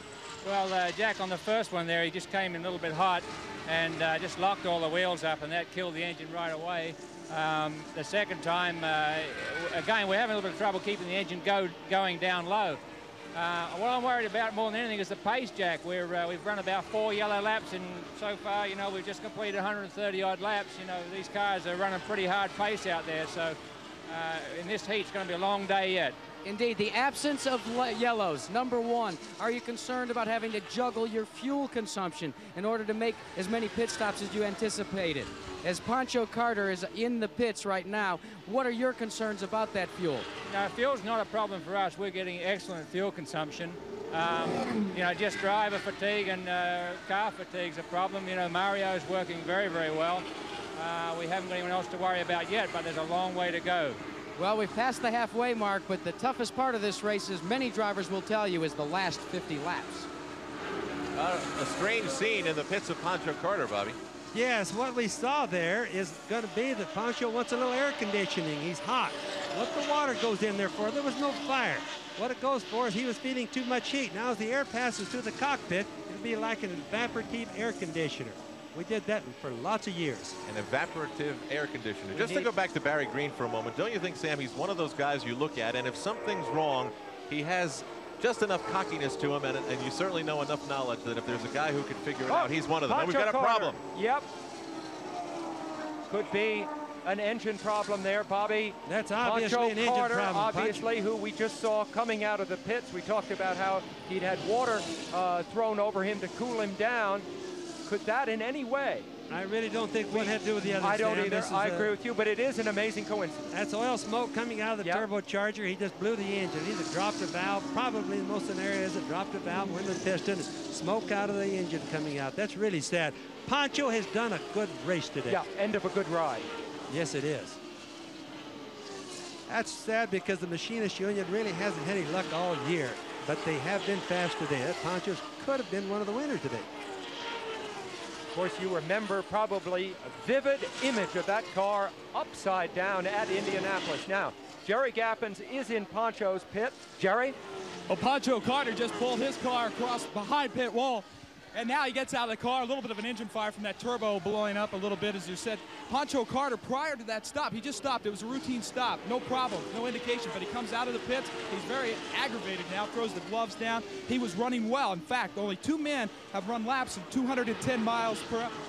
of 210 miles per hour, and Pancho Carter was one of those guys. The other guy, your leader, Mario Andretti. So Carter had worked up to third and had a sight on Mario and is hoping to do well, but the engine just expired, ended his day. Back to you, Al. All right, Jerry, be careful down there. We've got crew members tossing those big plastic buckets all over the place in disgust. It's not a happy place, to be sure. The pit crew of Pancho Carter very disappointed. Let's now check in again with what has happened so far today. We've lost 11 cars from the 30 that began through 138 laps. We've had three leaders, the most prominent, Mario, for a long time now, and Michael earlier on. We've had one yellow flag, and the average speed reflects that. It's very high, just over 195 miles per hour. You see Mario Andretti with a one-lap lead, more than a lap over Michael Andretti. Al Unser 2 down, and then Danny Sullivan, Bobby Rahal, and Arie Luyendyk, who's having a good race in 6th position, but 3 laps behind the leader of Mario Andretti. A reminder to join me tomorrow night following Nightline as ABC Sports presents Monday Sports Night. Lots to talk about. We'll be talking to basketball star David Robinson on the eve of the Pan Am Games. We'll preview Lynn Cox's swim across the Bering Strait from Alaska to the Soviet Union. And we'll also talk to jockey Angel Cordero and focus on steroids in sports, a disturbing and ongoing problem. That's tomorrow following Nightline on ABC Sports. How'd you like to swim from Alaska to the Soviet Union? Oh, forget it. And now Mario Andretti has increased his lead even more. He is now 2 laps in front of Michael Andretti, and it is again a story of dominance. But you know, 1 second you're leading, 1 second you're out. That's the way it is in auto racing. Last lap around, Mario Andretti turning in a 2:04.5 mile per hour lap. He is still leading 2 laps over Michael Andretti, and then you see some very famous names. A lot of former Indianapolis 500 winners in there, a lot of 500-mile experience in this top 10. Roberto Guerrero also 3 laps down with Jeff Brabham, who's had a fine day, Al Unser Jr., and then Ed Pim, Fabrizio Barbazza, and the rest of the drivers who are picking up some more experience in these 500-mile races which demand so much. Now we have to come to the point of our show where we ask the question, what if? What if something happens to Mario Andretti? It's certainly not unheard of in a 500-mile race. Well, if that happens, of course, you've got the tight battle to consider between Michael and Al Unser and Bobby Rahal and Danny Sullivan and the rest. Let's go down to Jerry Gappens with a little bit more on the disappointment of Pancho Carter and his crew. Pancho's taken a lawn chair to finish the rest of his Sunday afternoon like a lot of Americans do here this weekend. Pancho had to be a big disappointment coming there at the end. Did you feel like you had a chance to win up to that point? Well, I certainly did, especially right from the start when we were able to run right up to third and stay right in the top 3 until we had a miscue on a pit stop. But even at that, I think we only dropped back to 5th spot. So we were, from what they tell me, running in 3rd spot when we pitted and had the engine blow leaving the pits. I think possibly it was a transmission failure or jumped out of gear coming over a rough spot back there, and when it did, it just let the engine blow up. Is Mario the strongest one out there on the track right now, or were you up there with him? I hadn't seen Mario since the first pit stop to actually race with him other than one time coming out of the pits, and he got away from me a little bit, but I seemed to be able to keep him in sight. So the Hardy Special was performing extremely well, and the only other one that was running pretty good was Michael. He went by shortly after Mario did coming out of the pit, so I think the 2 of them more or less have a lock on it right now. Okay, and you see the sweat rolling off of Pancho's face. Your pit reporter's overworked a little bit, and we have our thermometer here. We're sitting in the shade, and it's almost 100 degrees, about 96 degrees right here next to this asphalt in the shade, fellas. So that tells you it has to be a little bit hotter out there on the track. Back upstairs to Al. All right, Jerry, that's the flimsiest thermometer I've ever seen. But not flimsy at all is the effort today of Al Unser Sr., a winner of his 4th Indianapolis 500 this year, currently running in 3rd. He is 3 laps behind the leader, Mario Andretti. No. Whoa. Look at that. Mario slowing on the outside, on the right side of your screen as Al ducks in underneath him. And all of a sudden, there's a possible reality here. We are hearing that CART, the sanctioning body, is listening to the motor of Mario Andretti, and there is something wrong. Mario's dropping way back. The crowd here is suddenly on its feet as Al Unser gets right past Mario. Mario obviously has problems. He's slowing down, Sam. We don't know how serious it is yet, but the first guesstimation that we always think about is that he must be having engine problems. Now it looks like he's coming low. Maybe, well, he didn't there. I thought maybe he was going to duck into the pits. Well, let's see. If he's got something that's wrong that they can't help in the pits, he'll obviously stay on the racetrack. Also, by staying out 1 more lap, the same sort of thing Sullivan did at Indianapolis. If there's anything they can do to organize for his pit stop, this gives him another 40 seconds or so to do it. He's pulling down too much. He's running too low. He's obviously got problems. Let's just stay with him now. Let's see if it's serious or not. If so, Mario's got 2 of them in a row that he's totally controlled. Indianapolis and the Michigan 500 here, only to go out with problems. And here comes Michael Andretti, quickly catching up to Father Mario.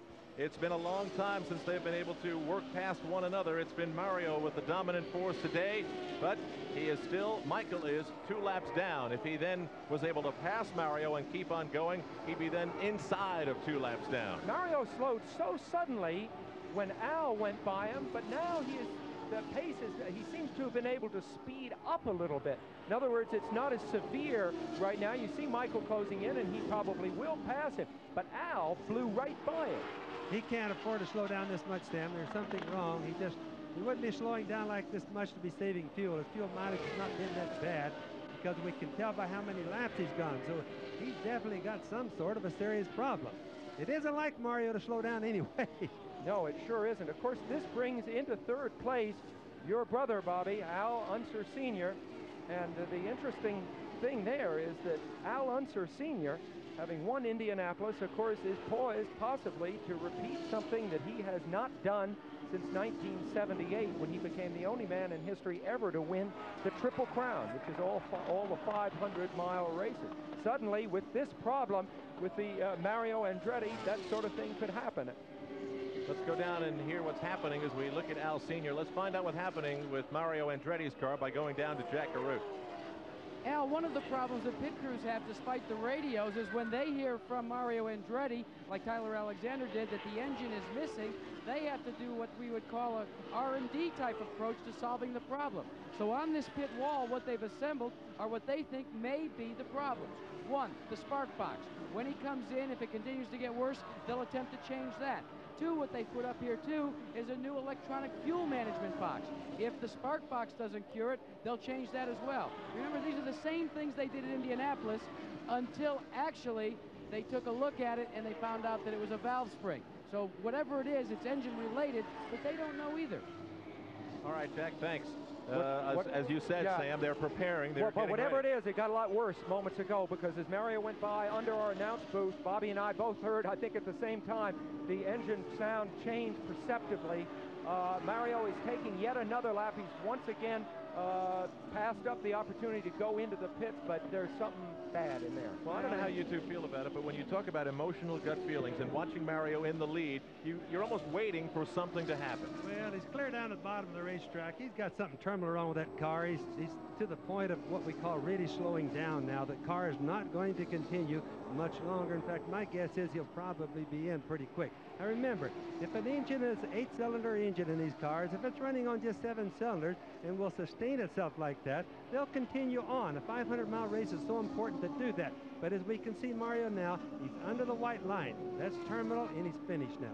Michael is now coming into turn 2, out of turn 2, heading into the backstretch. He could easily catch Mario now. Mario is now about a quarter of a mile from the entrance to pit road. And he may not make it in. Al, Mario, who you're going to see at the bottom of the screen as Michael flashes by, you're going to look for a red car going very slowly down at the bottom. There it is. He may not make it back in there. And there's Jeff Brabham also right behind Mario. Jeff Brabham also seems to have some sort of a, there we have a Chevrolet engine and a Honda engine, and it would appear that both of them, all their wheels are on, so they must be having engine problems.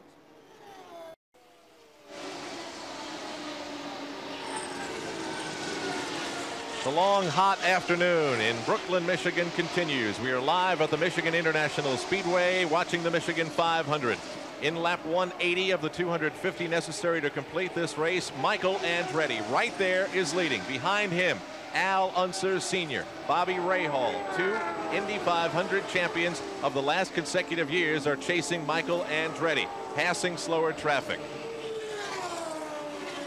Now, if you can barely believe it looking down on these 80,000 fans baking in the summer sunshine. It is NFL football time again. Joe Montana and the Jerry Rice connection back to lead the San Francisco 49ers. How will they fare against the Kansas City Chiefs? I'll be very interested to take a look at Christian Okoye from Azusa Pacific that was drafted by the Kansas City Chiefs in the second round. That's the AFC NFC Hall of Fame game live on Saturday. Then we'll be live with you once again for the PGA Golf Championship. Third round coverage on Saturday, beginning live at 3:30 Eastern Time from Palm Beach Gardens, Florida. And need I say, we will be back on Sunday for the fourth and final round of the PGA Championship. Once again, with Michael Andretti in the background, we check in with the number of cars that have fallen out. 13. Lead changes have included Michael and Mario, and now Michael again. We've had still only one yellow flag, which is perhaps one of the most surprising things to happen in this race so far. And 22 seconds behind the leader, Michael, is Al Unser Sr. Linked in with the heat, Al, is really putting a toll on the drivers. You heard Al Jr. say how tired his neck was. We watched Pancho Carter get water thrown on him to try to make an air conditioner out of it. Just imagine how tired the drivers are going to be after this particular race. No yellow flags. A short while ago, we focused on the family relationship again. It's almost undeniable, really, to talk about fathers and sons when they're clearly so skillful in performing their sport. It was Al Unser Jr. this time, sitting disconsolate on pit road, talking to Jerry Gappens and talking about rooting for his father. We asked Al Unser Sr. what has happened to you in the past 2 months. Check that. Let me say what has happened with his relationship with Al Unser Jr. and how important it is to it. It means a lot. In other words, Al and I have always been close, but a boy and a father or a child, whatever, girl or boy. And we have had an accident on the track. Someone has hit the wall. The yellow flag is out. You can't see who that is right now. The camera just doesn't pick it up. The car's obviously bent pretty bad. Possible Danny Ungaius on the left, I would say. 2 cars involved. That would be Ed Pym. It looks like Ed Pym on the right. Looks like 98, or excuse me, 25 on the left. And of course, Michael Andretti using this opportunity to duck into the pits. This will be nothing but helpful for him. And there's Al already in the pits. So that is the car there of Ed Pym. Yes? Yes, that's Ed Pym's car right there. The Skull Bandit, Ed Pym, 98. Pym is now, you know, this track has looked so big and open and wide, but let me tell you, when there's an impact, it's a really hard one. The speeds are fantastic here. They're fast. They've been running 205, 209 all day. There's Michael leaving the pits. Normal, good stop. No problems. They're still trying to get Ed Pym and the group out. This is the limited view we can present for you as to what happened coming out of turn 3.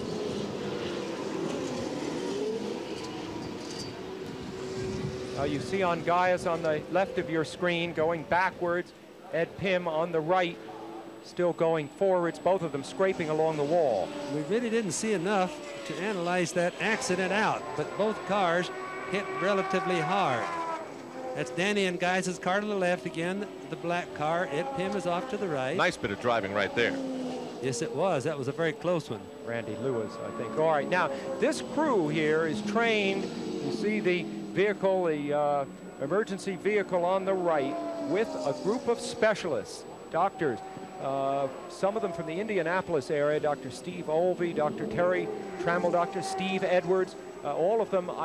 2 Edwards I see in there. He's one in from the right there. They are trained first in what they call extrication, which is getting the driver out of the car as quickly as possible. They carry a lot of special equipment with them in these special vehicles, which rush quickly to the site of an accident. There's Ungaius. He is all right. That is wonderful to see that Danny, who has had, of course, some of the most terrible accidents of any driver to survive bad accident. They're still having problems getting Ed Pym out, but remember, Sam, sometimes they have to remove metal, carbon fiber, fiberglass, things like that in order to get the drivers out, just in case there's something wrong with them, like back injuries, neck injuries, or most common occurrence, which is foot injuries. Right, and you know, an interesting thing about this emergency crew, Bobby, is that they carry regular mechanics tools with them in case they need to disassemble the car, typically the front part of the car, take the pedals off to free the driver's feet. I don't think that's the case here. We did see Ed Pim's head moving, which was encouraging. Sam, the right front is up into it pretty hard. He very well could have his feet pinned in there. You see the right front, the tub has been pushed in there pretty hard. Well, the main I'm thing sure that's the problem they're having getting him out. Of course, the main thing at a time like this is to stabilize the driver's vital signs, you know, to make sure that he's breathing properly, and I think there's every indication that Ed Pim is. So now, and you see Ed there in the upper right, a former rodeo rider, by the way, who met his wife in the rodeo, and a guy of enormous charm. He was the teammate here. You see Michael Andretti, he was... now that's 2 times in for Michael now. The same yellow flag is 2 times, and this is probably a stop. He maybe thought his tires were a little bit out of balance. He's coming back in. He's got plenty of time now. He has a big lead. He doesn't really lose much. First in, first out. He didn't kill the engine again. He's gone. Remember, he's killed the engine 2 times. It's been very costly for him. Now he's not doing that, and he's back out. Probably an out-of-balance tire problem. And there's all the kart people, the Horton people, still around Ed Pim's car trying to get him out. The most important thing to remember here, they won't get in a hurry. It makes no difference how soon they want to get the race or how soon everybody else wants to get it going. They're going to take care of the driver first. Bobby, you mentioned, you used the phrase the Horton people. In fact, Horton, an ambulance manufacturer, has put a lot of money into the idea of trying to make it safer for the drivers, developed a lot of special equipment. The doctors I spoke of earlier are all part of that program. And, you know, it just shows how the depth of this sport has increased through the years. In other words, in the old days, something like this happened, it was really bad news for the driver. That was Ed Pim out of the car. As we saw it go along, the people saw on the screen, on the stretcher, that was Ed Pim. They're putting him, yes, he doesn't look like he's extremely bad, but he could have a broken foot, a broken leg, something like that, but they're being very careful with it. Once again, the miracle that is the injury preventing design or injury dampening design of these cars has come true again. Lap 187 complete in the 250 necessary to complete the race. Michael Andretti, Al Unser, Bobby Rahal, and the rest of the field.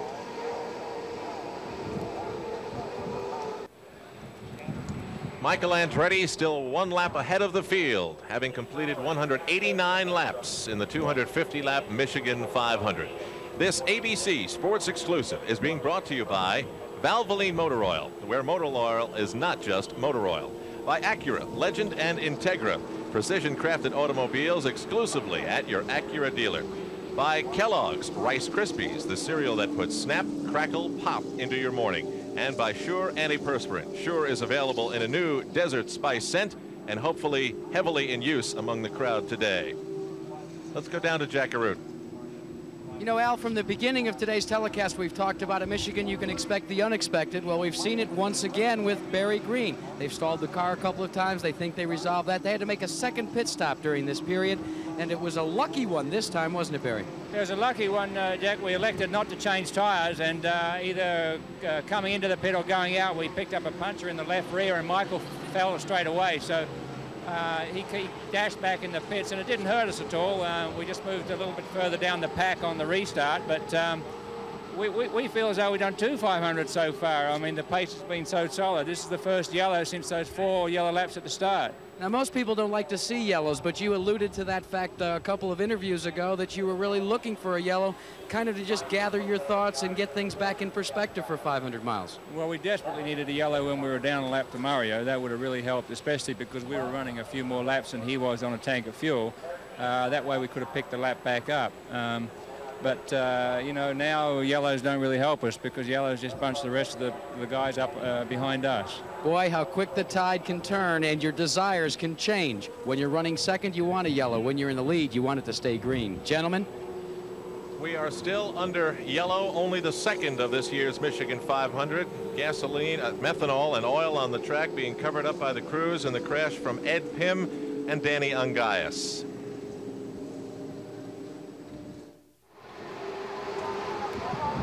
we most likely will have another first-time winner at the Michigan 500. It seems to be an annual occurrence. The only former winner of this event is Emerson Fittipaldi, and he is back in 8th place.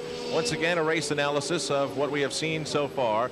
The lead changes and number of leaders very, very minimal. It has been an Andretti show here today. Mario has fallen away. Michael's lead is still intact, and the average speed will drop after this long yellow as a result of the crash between Ed Pym and Danny Ungaius. The race being led by Michael Andretti, Al Unser Sr., Bobby Rahal. We can check in now on Michael Andretti. He came in, as Bobby and Sam have spoken about, twice. He had a problem with a tire, came back and fixed it, and was actually quite lucky that it was an extended yellow.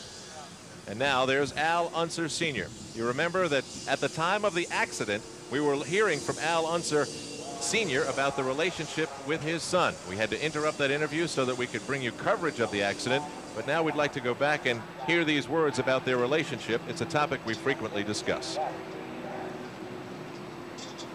It means a lot. In other words, Al and I have always been close, but a boy and a father or a child, whatever, girl or boy, they never really get close until they both reach a certain age. The older the son gets or the daughter gets, the more all of a sudden they start respecting their parents, and it just becomes closer that way. But Al and I have been very fortunate with being able to have racing to really pull us together, and it has. It has done something between the two of us that's unbelievable, of making us very close to one another. And this competitive spirit is still there between us, and we still want to outrun each other and all that, but yet you have the respect of each other. It goes deep. It's neat. Al Unser Sr. undergoing the difficult battle of trying to find a program that he believes in and getting enough money to drive. This is only the second IndyCar ride that he has had this year. Of course, you know he won the 4th Indy 500 of his career. We've spoken of the chase for the national championship. It is a race being led right now by Bobby Rahal over Michael Andretti by 88 plus 1 point today for winning the pole. That's 89 points. It is a 16-point lead by Bobby Rahal now in the national championship standings. 20 points to the winner of this race. So as you can see, there are a lot of things that could be affected in that all-important national championship race. There you see the Red Cross there in the middle of your picture. That is the track hospital here at the Michigan International Speedway. In there is Ed Pym, one of the two drivers involved in that crash a short time ago. Danny Ungaius was able to walk into one of the emergency vehicles, but Ed Pym was taken away in one of the medical vehicles to that hospital. We are told that he has a nosebleed, may have some other leg injuries. It is still, though, too early to tell. Of course, we've got Jack Arute and Jerry Gappens working down there on pit road, and I'm sure they'll have more reports on Ed Pym's condition.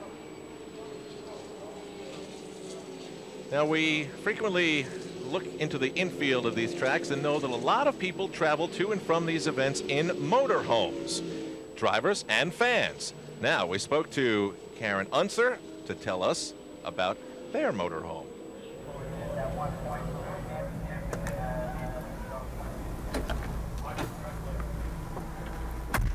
Hi, this is where we spend most of the time when we're at the racetrack. It's a lot cooler in here, as you can tell. It's only just a few yards away from our pits, which makes it really nice. We don't have to fight the crowds when coming into the racetrack in the morning. This is our living area, and as you can see, this is the kitchen.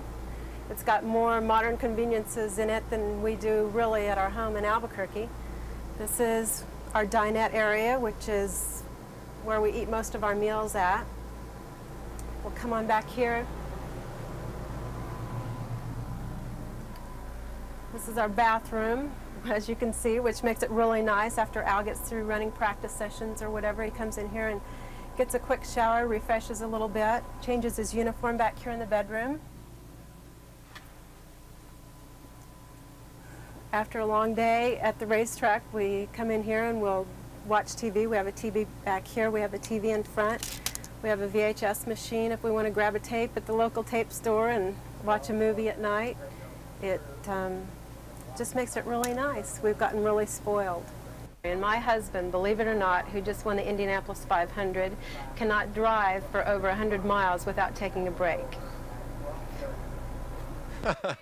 Well, it's a condominium on wheels, and it really is the way to travel if you get tired of airports and airplanes and waiting in hotel lobbies for other things to continue. And suddenly, the skies have opened up in southern Michigan. The weather changes frequently here and quickly, as we've so often been told. We don't know how long this should last, although in every direction you look, you can see spots of blue sky. The wind was coming hard from the southwest, Al. I stepped outside of the booth a few moments ago. The skies are not dark in that direction. Despite what you see there, that's almost over the track already. We've really just been caught by the edge of this. We're told it's a small cell of rain by the flight service, so I don't know. Wait a minute. Now, a small cell of I don't rain. know what I'm talking about, obviously, but that's what they told the flight service talks like that, Al. You know that. I'm going to be the weatherman and predict it's going to quit raining in just a minute. We're still going to have a good race. All right, we're now negotiating lap number 196 from the hospital. We're told now that Ed Pym may also have a fracture of the upper arm, so we'll stay close to that situation. Currently, this is the leaderboard. Michael Andretti looking for what would be a very big victory in his career. Behind him, Al Unser and Bobby Rahal. We have Indy 500 champions all over the place challenging the leader, Michael Andretti. In the middle, we're experiencing something called a rain cell. That's just something you dream of all your life. Keep working hard, practicing, and hopes that you could do it. Winning a major is a golfer's ultimate goal. Who will win the last major of the year? Live coverage of the PGA Championship begins this weekend on ABC Sports. 500-mile races are the standards by which great IndyCar drivers are measured. Michael Andretti seems to be on the verge of greatness on this circuit, but yet he has never won a 500-mile race. He is starting his 4th Michigan 500. His best finish was 11th last year. Currently, in the 198th lap, he is the leader of this year's Michigan 500.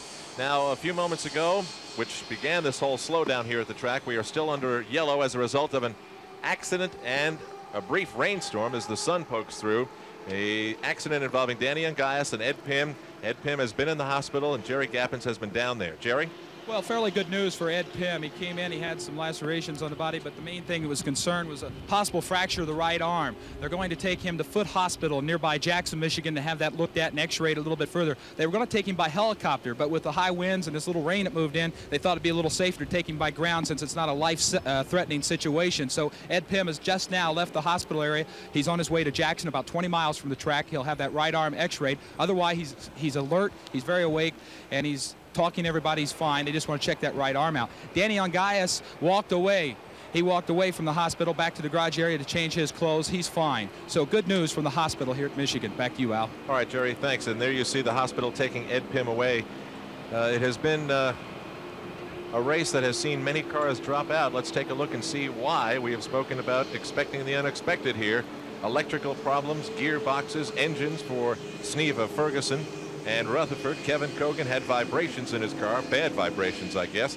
A.J. Voigt had a chassis problem, a gearbox problem for rookie Ludwig Heimrath Jr. Derek Daly had an engine problem, a CV joint in the back of the car. Sent Jeff McPherson to the garage. Scott Brayton in lap 105 went out with an engine problem. Rick Mears continues to struggle at this track where he set the speed record last year.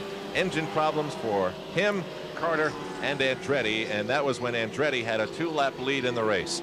Al Unser Jr. also had engine problems, and then Ed Pym and Danny Ungaius crashed in lap 178, and that led to the yellow flag, which we are still under, which was capped on top of by a little bit of a rainstorm, which has passed. I believe that rain cell is gone, Sam. Well, it's still raining in turn 3. As you watch the cars go around, you can see them actually go through some wet area and then come back out into the bright sunshine.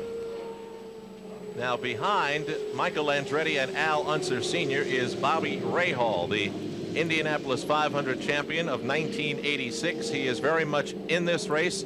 There is still, as you saw him go over the puddle in that turn, that Bobby Rahal is negotiating. But of course, Bobby Rahal is an interesting story because he is one of the most proven drivers in all forms of racing. Yet, when you see Bobby Rahal walk down the street, you'd never think he is a driver. He is a man who loves racing, is good at it, and loves his family. Here now a little bit of a look at the life behind Bobby Rahal. Bobby Rahal's personal life is devoted to his family. wife Debbie was there in the lean years, and she's there now. Her support and her love are paramount. I mean, Debbie's my boss, and Michaela's my boss, because Michaela doesn't know it quite yet, but she's got the old man wrapped around her little finger. The personal time has become a precious commodity. I figure I've got, you know, a lot of years left. You've got to stop and smell the roses at some point along the line. And where that comes from me, I'm not sure, but we're trying to make the best of a great situation. Bobby Rahal's home on the golf course known as Muirfield in Ohio, designed by Jack Nicklaus. And there is Bobby, currently in third place behind Al Unser Sr. and Michael Andretti. We've got some well-known names as we have completed now with this cross across the start-finish line, 200 laps, 50 to go. On Monday Sports Night, the NBA's top draft pick, David Robinson, Lynn Cox, who will challenge the Bering Straits, jockey Angel Cordero, and more, all on ABC's Monday Sports Night. They brought out the dryers onto the track. A brief spell of rain has left some wet spots in certain areas of the track, and so we are still under yellow as we have been now for 23 laps. Michael Andretti is still the leader over Al Unser Sr. and Bobby Rahal. Roberto Guerrero, Danny Sullivan, 1 lap behind, and Ari Luyendyk, who's continuing to have a fine day, is still 2 laps off the lead, being set by Michael Andretti. But yellow flags are nothing new to the Michigan 500. Back in 1984, there were 12 yellow flags for a total of 105 laps. That was a slow day in the sun at the Michigan International Speedway. Let's go down to Professor Jack Arute. Jack? Well, Al, you've heard us talk many times about the G-forces here at Michigan International Speedway, and imagine, if you will, that an average man's head with a helmet on it will weigh between 9 and 10 pounds. So at 2.5 G's, that means his head would weigh about 25 pounds. Well, checking with Nelson Burton Jr., our analyst for the Professional Bowlers Association, and our coverage there, he says an average professional bowling ball would weigh that much. So what we've done is attached it to a helmet here, and that should give you a good idea of just how tough it is to keep your head straight going through the corners here at Michigan. And we should tell you that in practicing for that piece, Jack decided to wear the bowling ball during dinner last night, and he gathered a lot of attention in the restaurant. Thanks, Jack. He's a hard-headed guy, isn't he, Al? Just really imagine, though. I mean, it does certainly look silly, but it does get the point across of just how much weight is yanking on your body during these races. 3.5 G's in the turns. Michael Andretti still the leader. You are now aboard the car with him with our ABC Sports race cam. We asked Michael why there are so many unexpected winners here at the Michigan 500.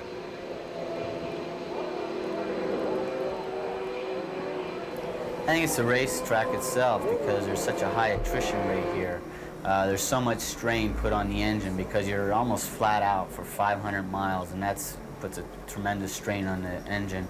And also, the speed and the G-forces you're pulling into banking is really hard on the suspension pieces and things like that. And I think that all takes a toll, and I think that's why, you know, the guy that's just keeps it together and has a fairly consistent race here can just win. Not always the fastest car is going to win this race. Michael Andretti still the leader. There have been many unexpected events, not only winners here at the Michigan 500. There have been many strange turns and twists. Now, we should report to you that earlier when we watched Mario Andretti come into the pits, and here's Michael entering pit road again. I'll get back to that in a moment. Let's see what's happening here. Any guesses? I think what he's coming in for is get a last shot of fuel, hoping that if the race does continue, he still won't lose, that they'll do the rest of the race without another pit stop. Now, let's go to Jack Arute. Jack will know. Bobby Unser, we're in his pit, and indeed, that's the case. They're going to make the tire change, fill it up with fuel, try to take the luxury of this caution. As you know, they've had repeated problems getting the car out. They filled it with fuel, and now, Barry Green, what do you think? Barry, can you now go the distance without having to make another stop? No, Jack, we're not sure how much longer it's going to go here under yellow conditions. The track's drying pretty rapidly out there, but all we know is that our next fuel stop is going to be 5 or 6 gallons less. We're at the back of the pack on the racetrack, so there was no point not to come in. It would be different if we're up the front. Well, it was a good strategy move one way or the other. Gentlemen? Okay, Jack, you can see Michael Andretti passing some of the drying vehicles in the back part of this track. We should mention that, as I was starting to say, that Jeff Brabham had slowed down at about the time when Mario Andretti was coming off. And Mario, of course, the leader at that time, when his day ended, captured so much of our attention that we may not have told you that Jeff Brabham is still in the race, and he did not drop out. Perhaps it was a fuel problem, and we'll look into it. Meanwhile, we're still under yellow. Back live at the Michigan International Speedway in Brooklyn, Michigan. Mario Andretti led this race for 117 laps. Suddenly, again for him in a 500-mile race, engine trouble, he dropped out. That allowed his son, Michael Andretti, to take the lead. He has led ever since. Al Unser Sr. and Bobby Rahal trail him from right behind, so we know that there's experience and competition coming up from right behind Michael Andretti.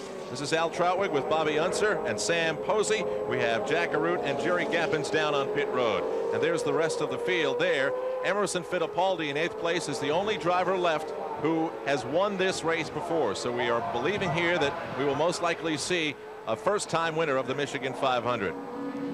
Michael's just, you can see him put his hand up in the air. He's just kind of drying it out, getting a little exercise. Wiping his windshield, wiping everything. No, he isn't. No, he isn't, Bobby. He's waving by another car, a white car down right inside of him there.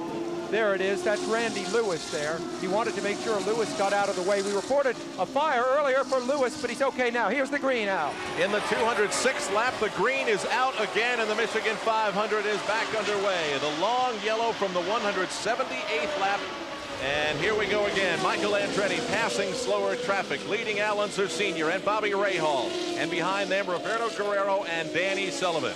Now, let's keep in mind now on Michael. Michael's leading the race, but he must go 44 laps under the green, providing we don't have any more yellows, without a pit stop. Theoretically, according to what he's done earlier, he can only do 42 laps. So it should make it really interesting. Of course, he's had a good chance. I'm talking now physically, not the condition of the car or the fuel. You do see the dark cloud over there. We could get more rain. But he's had a good chance, as have the others, to relax. That was a very long 200 laps they did. That was 400 miles before they got any serious break. But now they've had a chance to relax. The last 50 miles, which traditionally is the toughest part of this race, at least comes after the guys, Al, have had a little bit of a breather this time. Just to recap a little bit about the track, it is an oval. It is 2 miles long. It is banked 18 degrees in the corners. It really buffets the drivers around. There are a couple of bumpy spots. It is a 500-mile race. 250 are necessary to complete the distance. And we are now in the 208th lap. Michael Andretti has led 87 of that total and is currently running at 204.66 miles an hour on this, a track that is recognized as the fastest of any that the IndyCars drive on. Just got a nice wave by Dick Simon, who we know had that problem with his wrist going into the race, but believe it or not, is still running. So Michael Andretti has come right. Dick Simon in 11th place. But Michael Andretti has come right back up to speed. Now, we've started to talk about fuel. That's really maybe the crucial issue at this point. And Jerry Gappens is in the pits with a report. Jerry? Well, we checked with Bobby Rahal's team and Roberto Guerrero's team. They're running 3rd and 4th. They say they have to stop one more time, so they can't come back in and make that lap up on Michael Andretti, so they definitely have to stop. So it looks like if they would have to, Michael might as well. Let's go back up to you, Al. All right, Jerry, reminiscent of Cleveland when we wondered how much fuel Emerson Fittipaldi had left in his tank, and he had just enough to win the race. Meanwhile, a very close battle for 2nd and 3rd place. Al Unser Sr. in the yellow car to the right there. Now Bobby Rahal moving up right behind him. So, and Rahal makes the move down low, but Unser still is there to keep him away. The last two Indianapolis 500 champions dueling for 2nd and 3rd place here in the Michigan 500. Now this is a pretty interesting race. After well over 210 laps, we have 2nd and 3rd place really going at a tooth and toenail. We have Roberto Guerrero back into the pits again, but there's Big Al and Bobby Rahal having the races that we look forward to at the end of these 500 milers. Roberto Guerrero once again on pit road. Well, what I was just going to say is I think Guerrero's pitting here and getting topped up. Assuming there's nothing else wrong with him, I think he may be able to go the distance from here. Now, he, oddly enough, got tire smoke off only one of his rear tires as he pulls out of the pits. But if everything is all right with Guerrero, he'll go the rest of the distance. Right now, he's running in 4th place. And he is running 2 laps behind the leader, Michael Andretti. Once again, checking in on the closest battle, which is for 2nd and 3rd, Al Unser Sr. in only his 2nd IndyCar ride of the year, and Bobby Rahal, the current leader in the National Point Championship race. Earlier, of course, we discussed the possibility of a Michael Andretti victory and what it could mean. And you see Andretti there currently leading the race, Michael Andretti. We discussed the possibility, what it would mean if he won this race. At that point, Rahal was deep in the field, and it could have had a big effect on the points chase, a big inversion of the points for the championship here. But now that Bobby Rahal has come up to 3rd, were the race to end this way, he would solidly protected his lead, even though Michael Andretti would have chipped away at it, eroded it a little bit. Does that make any sense? Barely. Okay. I think so. Michael Andretti coming out of turn 4 down the home stretch, which will complete lap 213 for him. Roberto Guerrero looks like he is slowing down. It's a problem situation. Let's go to Jerry Gappens. We're with Guerrero's owner, Vince Granatelli. Roberto slowing down on the track. What's the problem? It looks like we have lost the left constant velocity joint in the rear of the car. What's that joint do to the car? That drives the car. It's the link between the half shaft and the transaxle. So it stays done? No, we're going to continue to run as slow as we can. It's possible that we might be able to finish the race with our True Value SDP March. It's been running great all day. Okay, instead of away, and Guerrero has to go back for points right now, Al.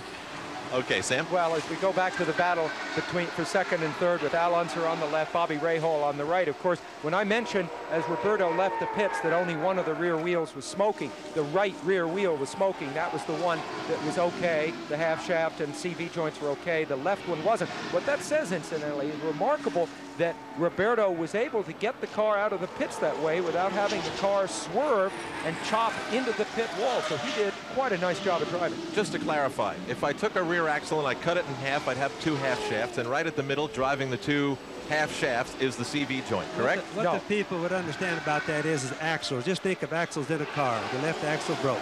That's really what it is. Okay. They call them half shafts, but the CV joints, because it's an independent suspension, has 2 U-joints or CV joints on each side. And one of those broke. And usually, it's a very dangerous deal. And usually, when they break, they kind of swing around in a circular motion and wipe out the whole suspension.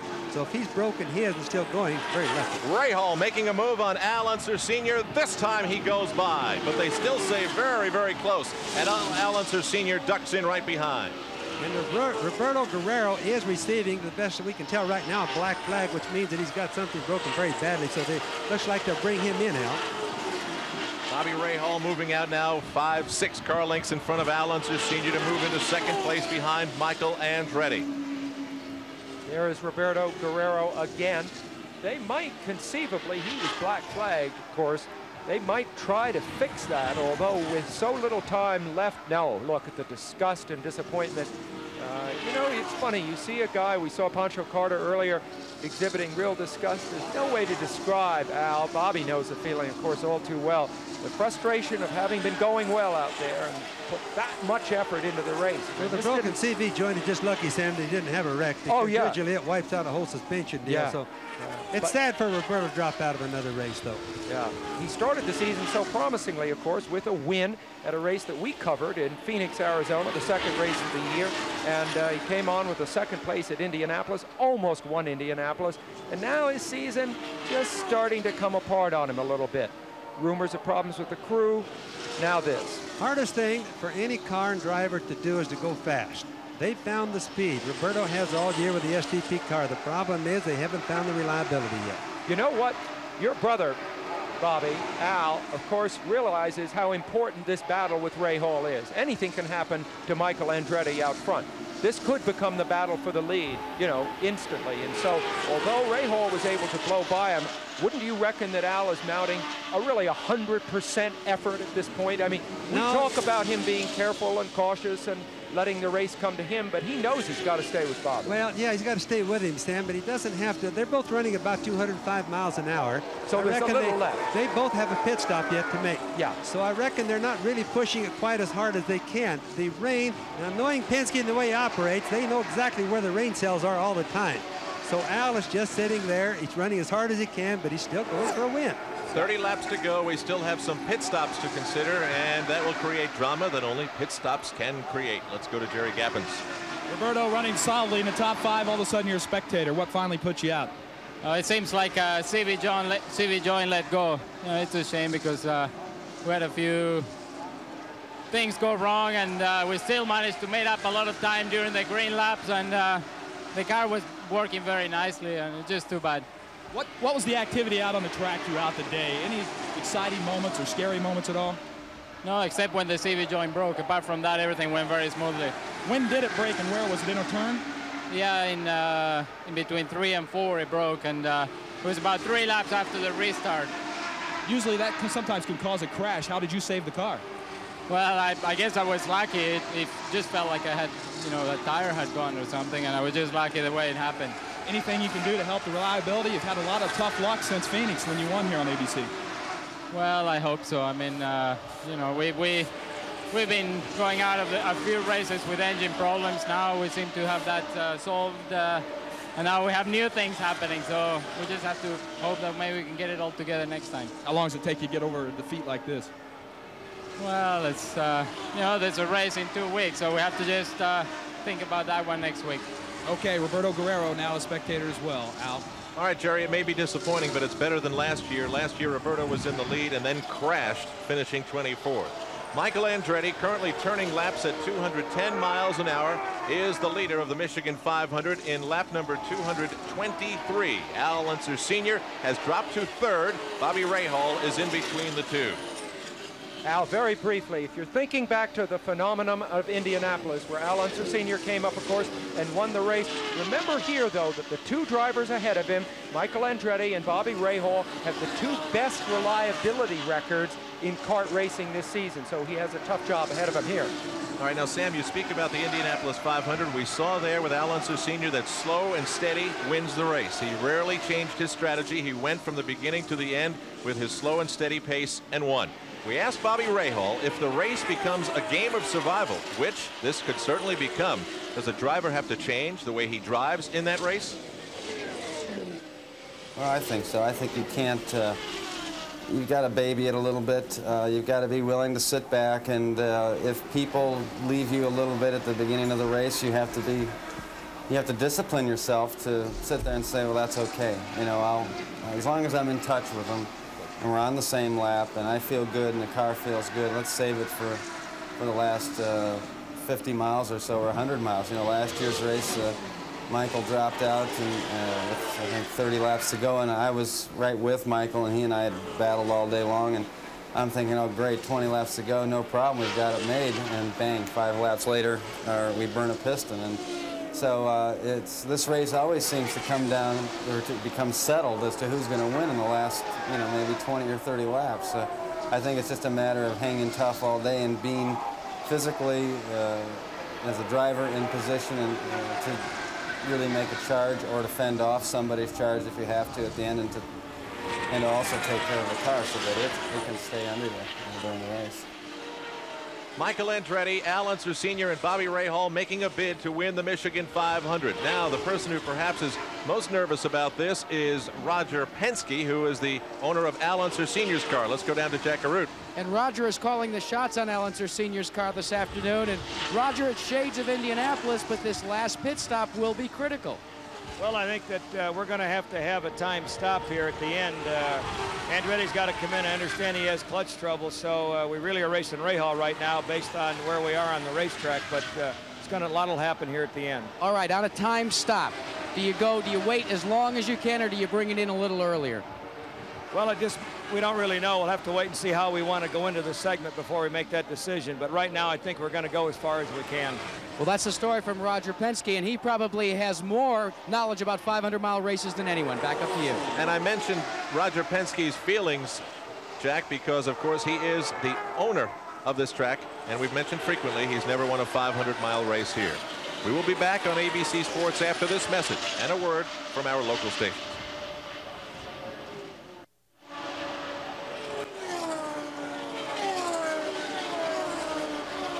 Back live at the Michigan 500 in Brooklyn, Michigan, with less than 20 laps to go. You're looking at the leader, Michael Andretti, who has never won a 500-mile race, the supreme test for IndyCar drivers. His lead is approximately 1/2 lap over Al Unser Sr. Bobby Rahal decided to pit moments ago instead of waiting until 4 or 5 laps remained in the race when he would have had to have hit again, and that could have been a critical point in the race, so they decided to go earlier. Now let's go down to the pit road and Jack Arute. Al, you heard Roger Penske allude to the fact that he thought that Michael Andretti had a clutch problem, but according to Barry Green, it's not a clutch problem, it's an engine problem with the fuel consumption. The pit stop problem, Jackie, yeah, that's, we're going to set up a little bit lean down the bottom. It's an oval engine, not a road race engine, and he's just having a little bit of trouble keeping it going in the pits. Okay, it's got to be a gas and go at the end of the race. What's the magic lap number, Barry? We're looking at lap 243. We need about 10 gallons. That'll be a quick one. How fast will you have to time it on the stopwatch? We just got to make sure we get him out, Jack, so we're not so worried about speed. We've got a little bit of time on hand, but we just got to make sure we get him out and we'll be looking okay. Things are getting awfully busy down here in Michael Andretti's pit. Back up to you. And soon to be busier, Jack. Interesting that Bobby Rahal elected to pit earlier. You're looking at Bobby Rahal and Al Unser Sr. Michael Andretti still, remember, is the leader in this race, and Al Unser Sr. is coming onto pit road. He as well electing to come down early unless there's something out of the ordinary wrong with his car. He's really in fast. It's a psychological thing. Everybody's, or not everybody, Rahal and Al both have pitted just a little bit early, Al. And I think it's trying to psych out each other. They both need to stop, and they both have stopped. We'll see who makes the best and the fastest stop. This is going to make a lot of difference. Al's stop was obviously quite a bit faster, only 12 seconds in the pits. That's got to be faster than what Rahal did. Should show up on the racetrack when he gets back up to speed now. Al Unser Sr. is still second in this race. Bobby Rahal is third. Rahal's catching him up now. Of course, Rahal with the momentum. It'll be interesting to see. Al Unser comes onto that back straight. There's Rahal on the right of the screen. Dick Simon still persevering on the left of the screen there. And it looks as if in the exchange of pit stops, no question about it. Dick Simon running 9th now, by the way. Al Unser has benefited that Penske team once again, very effective in by approximately 1/4 of a lap, Sam. Yeah, that's what he gained on that one pit stop. Now back to the leader, Michael Andretti. What we're going to do is start the clock when Michael crosses the line and see just how long his lead is. All right, Michael's coming out of what is called the 4th turn here, headed down into the D-shaped part of the track. And he crosses the line there. Our scoring shows that Michael is up 1 lap over Big Al from the pit stop. So right now the interval timing, Sam, isn't going to work like we had planned. We have to wait till Michael makes his pit stop before we can do that. Right, it wouldn't give you a true picture of what Michael Andretti's lead is, but remember, he still has a pit stop to come. We're looking for Michael to come in just at any time, Al. I think 3 laps, Sam? 6 laps, if what Barry Green said was right. Didn't he say lap 243 or 244? Yeah, so Michael still has a little bit of a ways to go, although now that Barry Green knows the other 2 leaders that he has to cope with have stopped, his decision may change. 12 laps to go in the race. So what we have here working is the leader in the national championship race, Bobby Rahal, right in the mix of things, along with Al Unser Sr., who would be making a fine attempt if he was able to somehow win here and going after the Triple Crown, all 3 500 races for the 2nd time in his career, and Michael Andretti trying to prove himself for the first time in a 500-mile race. So those are the implications of victory for all 3. Michael Andretti's running right behind Emerson Fittipaldi. You see him just making the pass there. Fittipaldi, who's won the last 2 races. Now on the right of your screen, Michael shook his fist at him a little bit before, 11 laps to go. He's very relieved to be by Fittipaldi, who's not having a good race today. He is back in 10th place and not having a good race. But now, of course, Michael has a clear track. Sam, another thing to keep in mind on Al's pit stop, he picked up approximately 7 seconds over Bobby Rahal. That means that Penske did a timed stop. He's very famous for doing these time stops. It'll be interesting to see, did they really get enough fuel on? It was only a 12-second stop. What you mean, of course, with 10 laps to go by a time stop, Bobby, is that they just they don't top the tank up. They calculate how much fuel they need to put in. They know how long it takes for that fuel to flow into the tank. So from the moment the fuel hose is engaged, they merely time the fuel flow. Absolutely. And then send the car back out. Yeah, Jack mentioned that time stop business, and I'm glad we cleared that up. Now, the clutch problem, of course, that may be plaguing Michael Andretti. You see the vibration. You see him moving his hand around on the wheel there a little bit, too. He may be feeling tired. He knows he's got this clutch problem. With 9 laps to go, that he's going to have to come in. He's going to have to try to get it out smoothly. The crew is allowed to push him out, which may help it, but he has one crucial moment ahead of him. Barry Green says that we don't have a clutch problem, only a problem making the engine run at low RPM. If that's true, if that's the way it happens, it means that he'll just rev the engine a whole lot higher and let that clutch out and spin the tires real good. If that's the case, Michael really isn't in any problem. Here he no, not yet. He came so low that time, I thought he was going into the pit. It's either the next time around or the time after that. 1 or 2 more laps, he should really be coming into the pits. Just check how, I mean, you said earlier, Bobby, this is the smoothest track around, and it is. But despite that, look at how bumpy it is in places, how much Michael bounces up and down. And he has been doing that now since 2 o'clock this afternoon, and it's now just after 5 o'clock. He's been out there over 3 hours. That is Danny Sullivan, the traffic in front of Michael Andretti. Sullivan is, last count, 3 laps behind the leader, Michael Andretti. So it's Fittipaldi behind him, Danny Sullivan in front of him, and here they come down pit road. Both of them in at the same time. Now let's go down to Jack Arute and see what Jack says about Michael's last pit stop. It is a time stop. The crew has gone to work, but they are going to take a tire. Well, they were checking a tire. They don't do anything but fill it with fuel. He's off and away. But again, he stalls it. He stalled the car in 9 seconds, but now they've got to push it down 4 pits, and he lights the tires up. Back to you. Nervous moments for the 3rd time today. Michael Andretti stalls his car. Now trying to get out from behind that slower car that was in front of him, coming out from pit road onto the track. That's Emerson Fittipaldi. He had just passed him on the racetrack not too long before his pit stop, and Emil's holding him up, leaving the pits right now. He shook his fist at Emerson Fittipaldi on the last time he went by him. Let's see if his reaction, there it is again.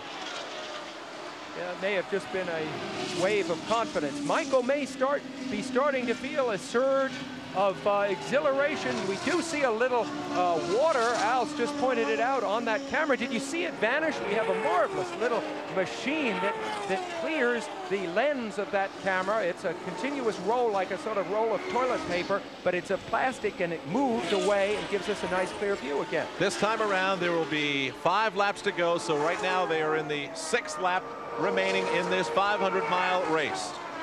Jose Le Garza coasting to a stop in the Machinist Union car.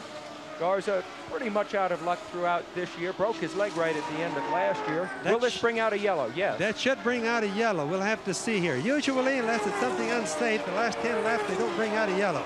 Nick Ferrano is not picking up the yellow, so that means the card is up. Less than 10 laps left, so it will not be a yellow. Yep, they don't want this to end under a yellow, that's for sure. However, wait a minute, he bent down in the starter stand there for a split second, Bobby. I thought he might be going for that That's flag. the move over flag. The rule is, if it's not unsafe, they don't pull it out the last 10 laps. Yeah. You're right, he went down for that blue flag. They do signal the drivers with a blue flag with a small yellow stripe across it to get out of other drivers' way. It's helpful. Michael Andretti's lead over Bobby Rahal with 4 laps to go is just about 23 seconds. Plenty, of course, if nothing goes wrong. Our scoring is showing Rahal is second, Michael Andretti's first, Rahal second, and Al Unser is third. It would appear on the track is the other way around right at the moment, Al. Well, still it is Michael Andretti in front. You saw some of the raindrops on his in-car camera a short while ago, the dark clouds hanging over Michigan, but this would no doubt be one of the brightest days in Michael Andretti's career now with 3 laps to go if he would hold on. Can we put in perspective perhaps what it's like for a young driver to win their first 500-mile race? There's nothing like it. People just cannot understand how nice it is to be able to win your first 500 miler. When you do that, you come within a very select group of people. 20.66 seconds is the lead by Michael Andretti. Sam, what does it say about you to the other drivers? Well, it means a degree of maturity, doesn't it? Because a 500-mile race is a battle of tactics as well as speed. And it shows that you can master that and also baby your car. 2 laps to go. There's a look at the second place car, which we are now showing to be Bobby's brother Al. You see the Penske entry of Al Unser, and there is Bobby Rahal now in third as a result of the exchange in the pit stops there. Interesting that when Mario Andretti won this race, he did it after he had claimed the pole. That was in 1984. Michael Andretti, his son, perhaps carrying on the tradition, starting from the pole, capturing the white flag. Now less than 1 lap away from winning the Michigan 500 in front of a crowd of estimated 80,000 racing fans who have made their way to Brooklyn, Michigan today. And you know emotion is crowding into that cockpit with him now. Look, no traffic to pass. He knows he's home safe as long as nothing goes wrong with the car. He is taking a very conservative line into this next to last turn. He can almost smell it. Bobby, from here he could coast. He could, and he just had a real good day, and I think we'll all be very happy for Michael. And here it comes, the crowd cheering. Michael Andretti wins the Michigan 500, a big day for him. And after some nervous moments with a faltering clutch, Michael Andretti wins. Second place and a fine effort for Al Unser Sr. When you couple the 500 win at Indianapolis, this second place finish is beautiful. And Bobby Rahal winning enough points to stay in front in the national championship race. But in that race, Michael Andretti picks up important points, 20 of them, in winning the Michigan 500. In spite of all the problems that we've seen all day, the little bit of rain, the lack of yellows, everybody getting tired, one fairly serious wreck, all of these problems, it still ended up being a fabulous race right at the last, Al. Well, there were certainly moments when you had to wonder how long did we have to endure a race which was being led by Mario Andretti when he almost made it boring, leading by 2 laps. But I think deep down we almost expected something to happen to Mario, as it so often does, and it did, and to the benefit of his son. Well, we have once again, of course, we've had to talk about the Chevrolet engine, but Danny Sullivan finished this race back in 4th position, which now means that the Chevrolet, although it has yet to win a 500-mile race, as it would have if Mario could have hung on, has at last finished one. Look at that. And we also had the Brabham Honda finish, 7th place, so that was good. There's a real happy crew. Michael winning his first ever 500-mile IndyCar type race. Likewise for Bobby Rahal. I would imagine one of the best feelings, aside from winning, is going to be to climb out of that car. One proud person he is. Let's go to Jackaroo. Well, Michael Andretti is getting out of the car. He's going to lean here for a minute. Michael, congratulations. Your first 500-mile victory. It's great. I'm just so tired. It's the hardest race I've ever driven. What made it so hard? The heat or the problems that you had in the pits, the traffic, anything specific, or was it just the 500 miles here at Michigan? The 500 miles with hardly any yellows, that's what really did me in. You had a couple of close calls in the pits. First of all, we'll give you a chance to get some liquid back in you, but you had a close call there in the pits several times.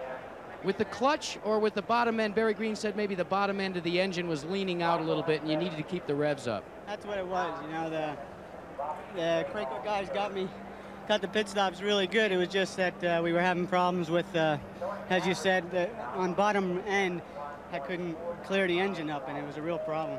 White flag lap, you came across the stripe. You were getting ready to win your first 500-mile victory, and as you came across to win it, you raised your fist. What were your thoughts? Unbelievable. It's fantastic.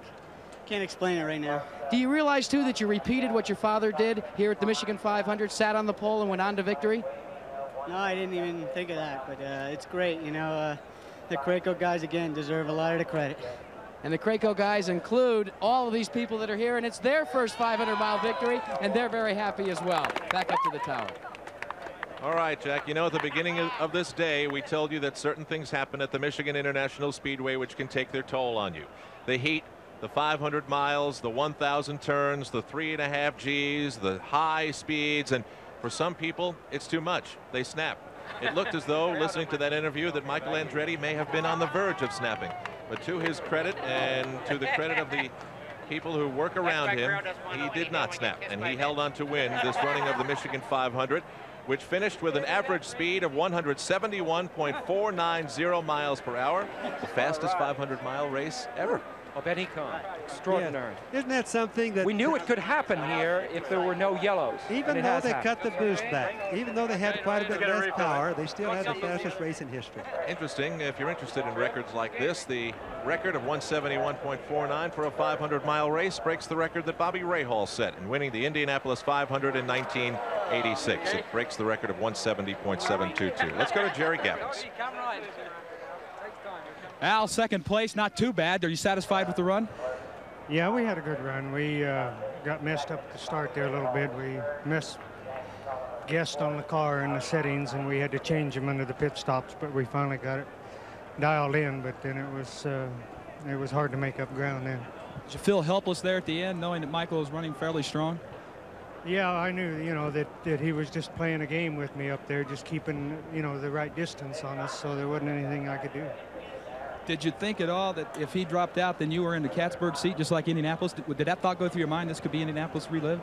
Oh, no. You just run until the checkered flag. You don't worry about that.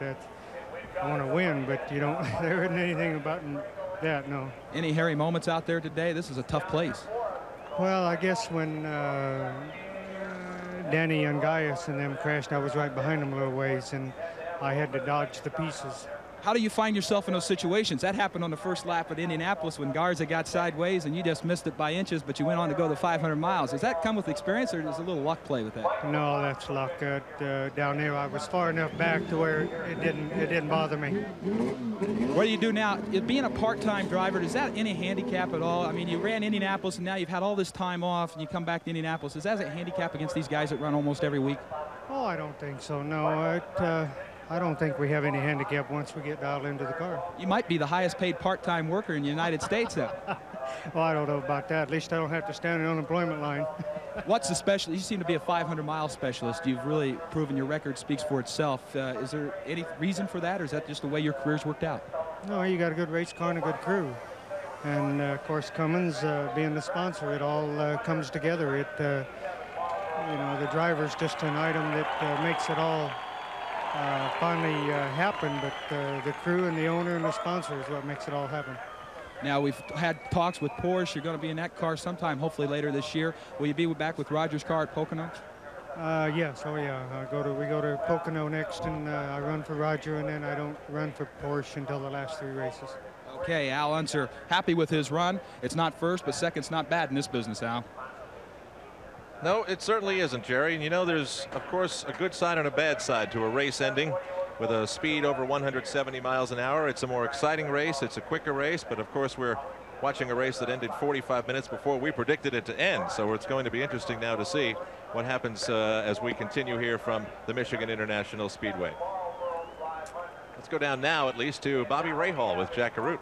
I think if you take a look at Bobby Rahal's face, it's not that he's worn out. It's just, as he said before we got on the air, playing catch-up all day wears a man down. Well, it was just too bad. My helmet strap broke.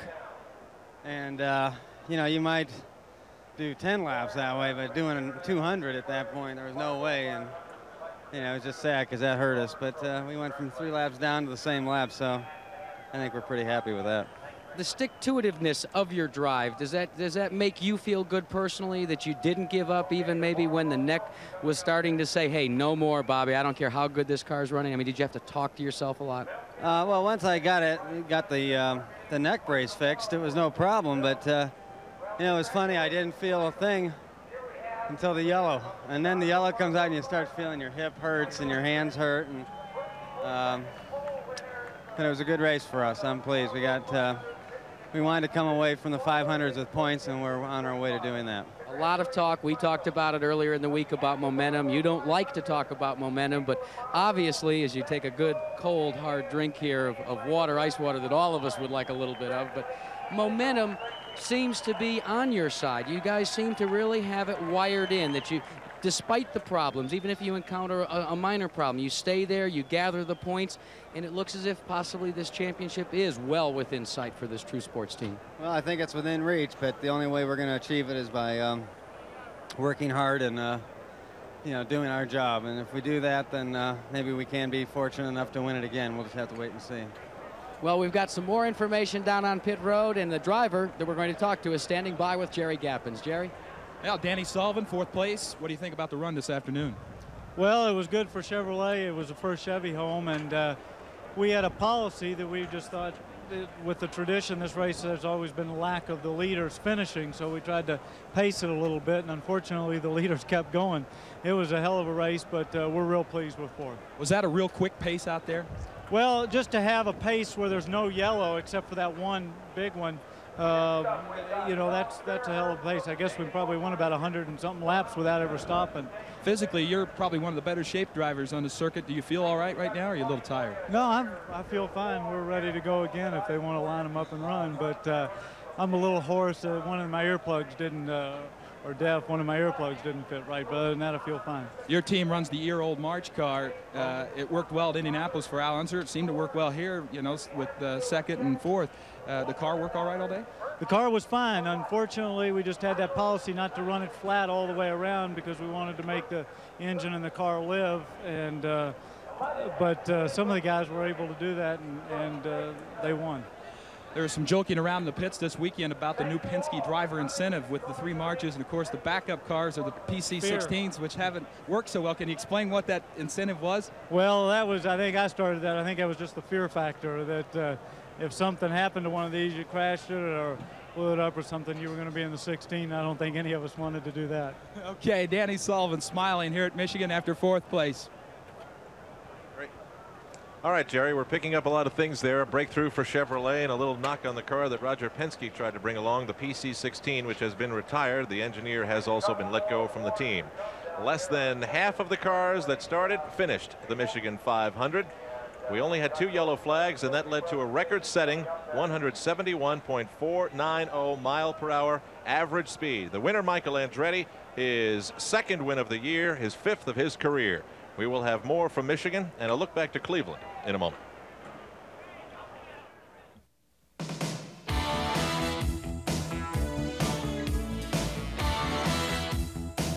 We've traveled millions of miles, and it's been our delight to bring you all the sports that make you feel right. Events we cover are strong, the best on your TV. Wide world to Monday nights. Oh, baby, Calgary. Yeah. College football. Touchdown. World Series. The best are coming around. Olympic fever. Glory bound. Super Bowl. We're having just a real good time. Everybody have fun, that's right. ABC Sports reaching new heights. A celebration around the wide world.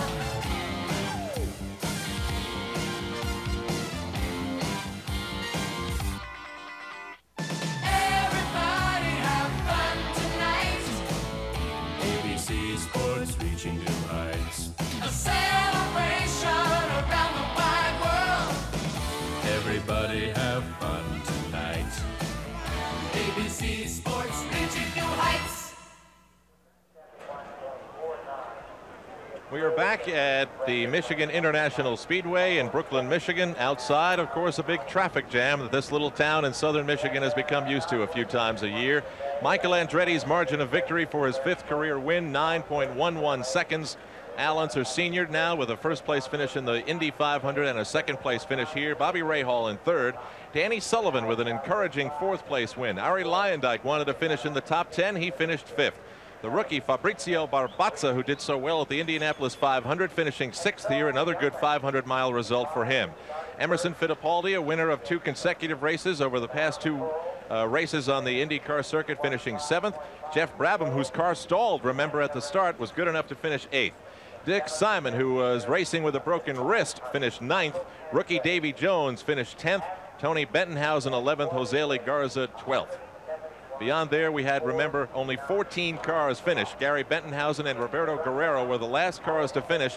After that, all the other cars did not finish today's running of the Michigan 500. That has been a tradition here. Randy Lewis, Ed Pym all out. Ed Pym slightly injured to his arm and to his legs in a crash with Danny Ungaius in the 178th lap. Mario Andretti leading for 117 laps, and he had problems and had to drop out. Another 500-mile race disappointment for him. Pancho Carter was right in the thick of things for a long time. He had to drop out. Veteran A.J. Foyt, still never a winner at Michigan. The best finish he's ever had here was 9th. He started in the front row, remember. A disappointing season for Kevin Cogan continues. The defending champion Johnny Rutherford only finished 28th. Now we go down to pit road where Jerry Gappens is standing by, and I believe it has started to rain, hasn't it, Jerry? It has. We pulled the umbrella out, race over just in time. We're trying to stay dry with rookie driver Davy Jones, who just completed his second 500-mile race. And Davy, you got 10th place. Tell us a little bit about your ride. I understand there's a little bit of uncomfortable feeling there in the cockpit. Yeah, it sure was. First of all, it's a very, very long race, and I had a problem with the seatbelt digging into my hip, and when we had that long yellow, it was just very, very painful, and we had a bit of rain there, and I was just hoping it was going to downpour. But nevertheless, once we got going to get under green, I was just ignoring the pain and had full concentration on finishing. So it was, I'm just pleased that we finished. How about AJ coming over the wall and causing that penalty? That might have cost you 5th or 6th spot, but he's the boss. Do you say anything about that? Well, I wasn't sure what the penalty was for, but I saw that he decided to jump in there and change a tire, and I figured, well, if he's taken that much interest and he's a part of my car now, I better bring this thing home, and that's what I did. Not going to talk to him about costing you a few spots there then, huh? No, that's okay. Just as long as I finish, I can always improve from here. Any scary moments for a rookie driver out there on these high banks? Not really. I was very comfortable, and you know, I thought that I mixed in real well with with the guys that were running and setting the pace, and I even hung in there a few laps with them, and I learned a lot this race, and I hope that when we go to Pocono for our next race, I can maybe just learn a little bit more and finish a little bit higher. Okay, Davy Jones, a little sore from that seatbelt cutting in, but otherwise fine with that 10th place finish. Let's go to my colleague and Jack Arute. Well, Jerry, we don't have an umbrella. Real men don't use umbrellas, and Ari Leyendijk is definitely a real man. You said you wanted to finish 10th, and you finished 5th. A great drive. Well, I didn't say I wanted to finish 10th. I like 10th. I don't like 10th. No, I'm really happy with the 5th place we got. We had our ups and downs during the race. I think I went back maybe 8 positions on the opening lap because the car was really loose, and I was just waiting for our first pit stop to correct it, and we corrected it pretty good. We actually ended up with a push. Then we went back to a real loose car, so we had ups and downs during the race. But with these 500-mile races, you just have to hang in there and wait for the time to get into the pits and adjust it. And with 3 laps down, I think we could have stayed in the first, in the lead lap, hadn't we had that terrible looseness in the beginning. The team has really come into its own, though. We saw it at Phoenix. We saw it again all through the month of May. We saw it again all through this kart season. That's got to excite you as a youngster in this world of IndyCar racing. Yes, I'm really happy, and I'm really looking towards next year where I can stay with this team and you can build up a real relationship and be really strong. But of course, we're going to take all the success we can this year.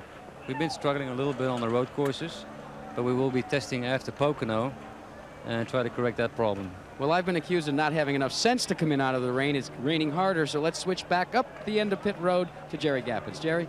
You're not a real man anymore, huh, Jack? It's raining a lot harder, as he pointed out, and I think you better find an umbrella. But a man with a smile on his face, Dick Simon. And Dick, 52-year-old man, you're old. You also drove one arm today, and you brought it home in a top 10 finish, and you have to be very happy.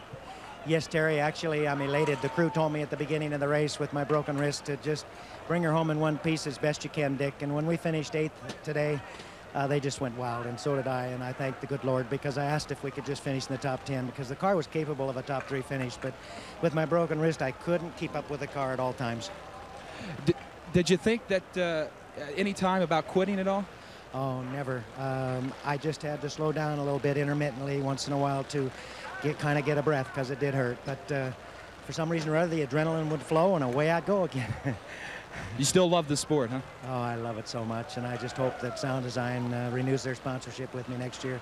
They've been with us 4 years, and 5 would make a good one. How many more years can Dick Simon keep driving these things at 210 miles per hour? Well, I'll be 54 in September, and I'd say maybe another 3, 4, 5 years. How about that? I hope I can still pit announce when I'm 55, 56, and 57 years old. Al Trotwig. Me too, Jerry, and you really have to hope that one day Dick Simon wins the race. He's put in so much time and dedicated so much of his life to this sport, and he still is yet to win. I just hope I get a chance to watch it when he comes across the line. Mario and Michael Andretti are the only father and son team to win 500-mile races ever. Interesting. Remember, they both won it from the pole. Michael Andretti was a winner.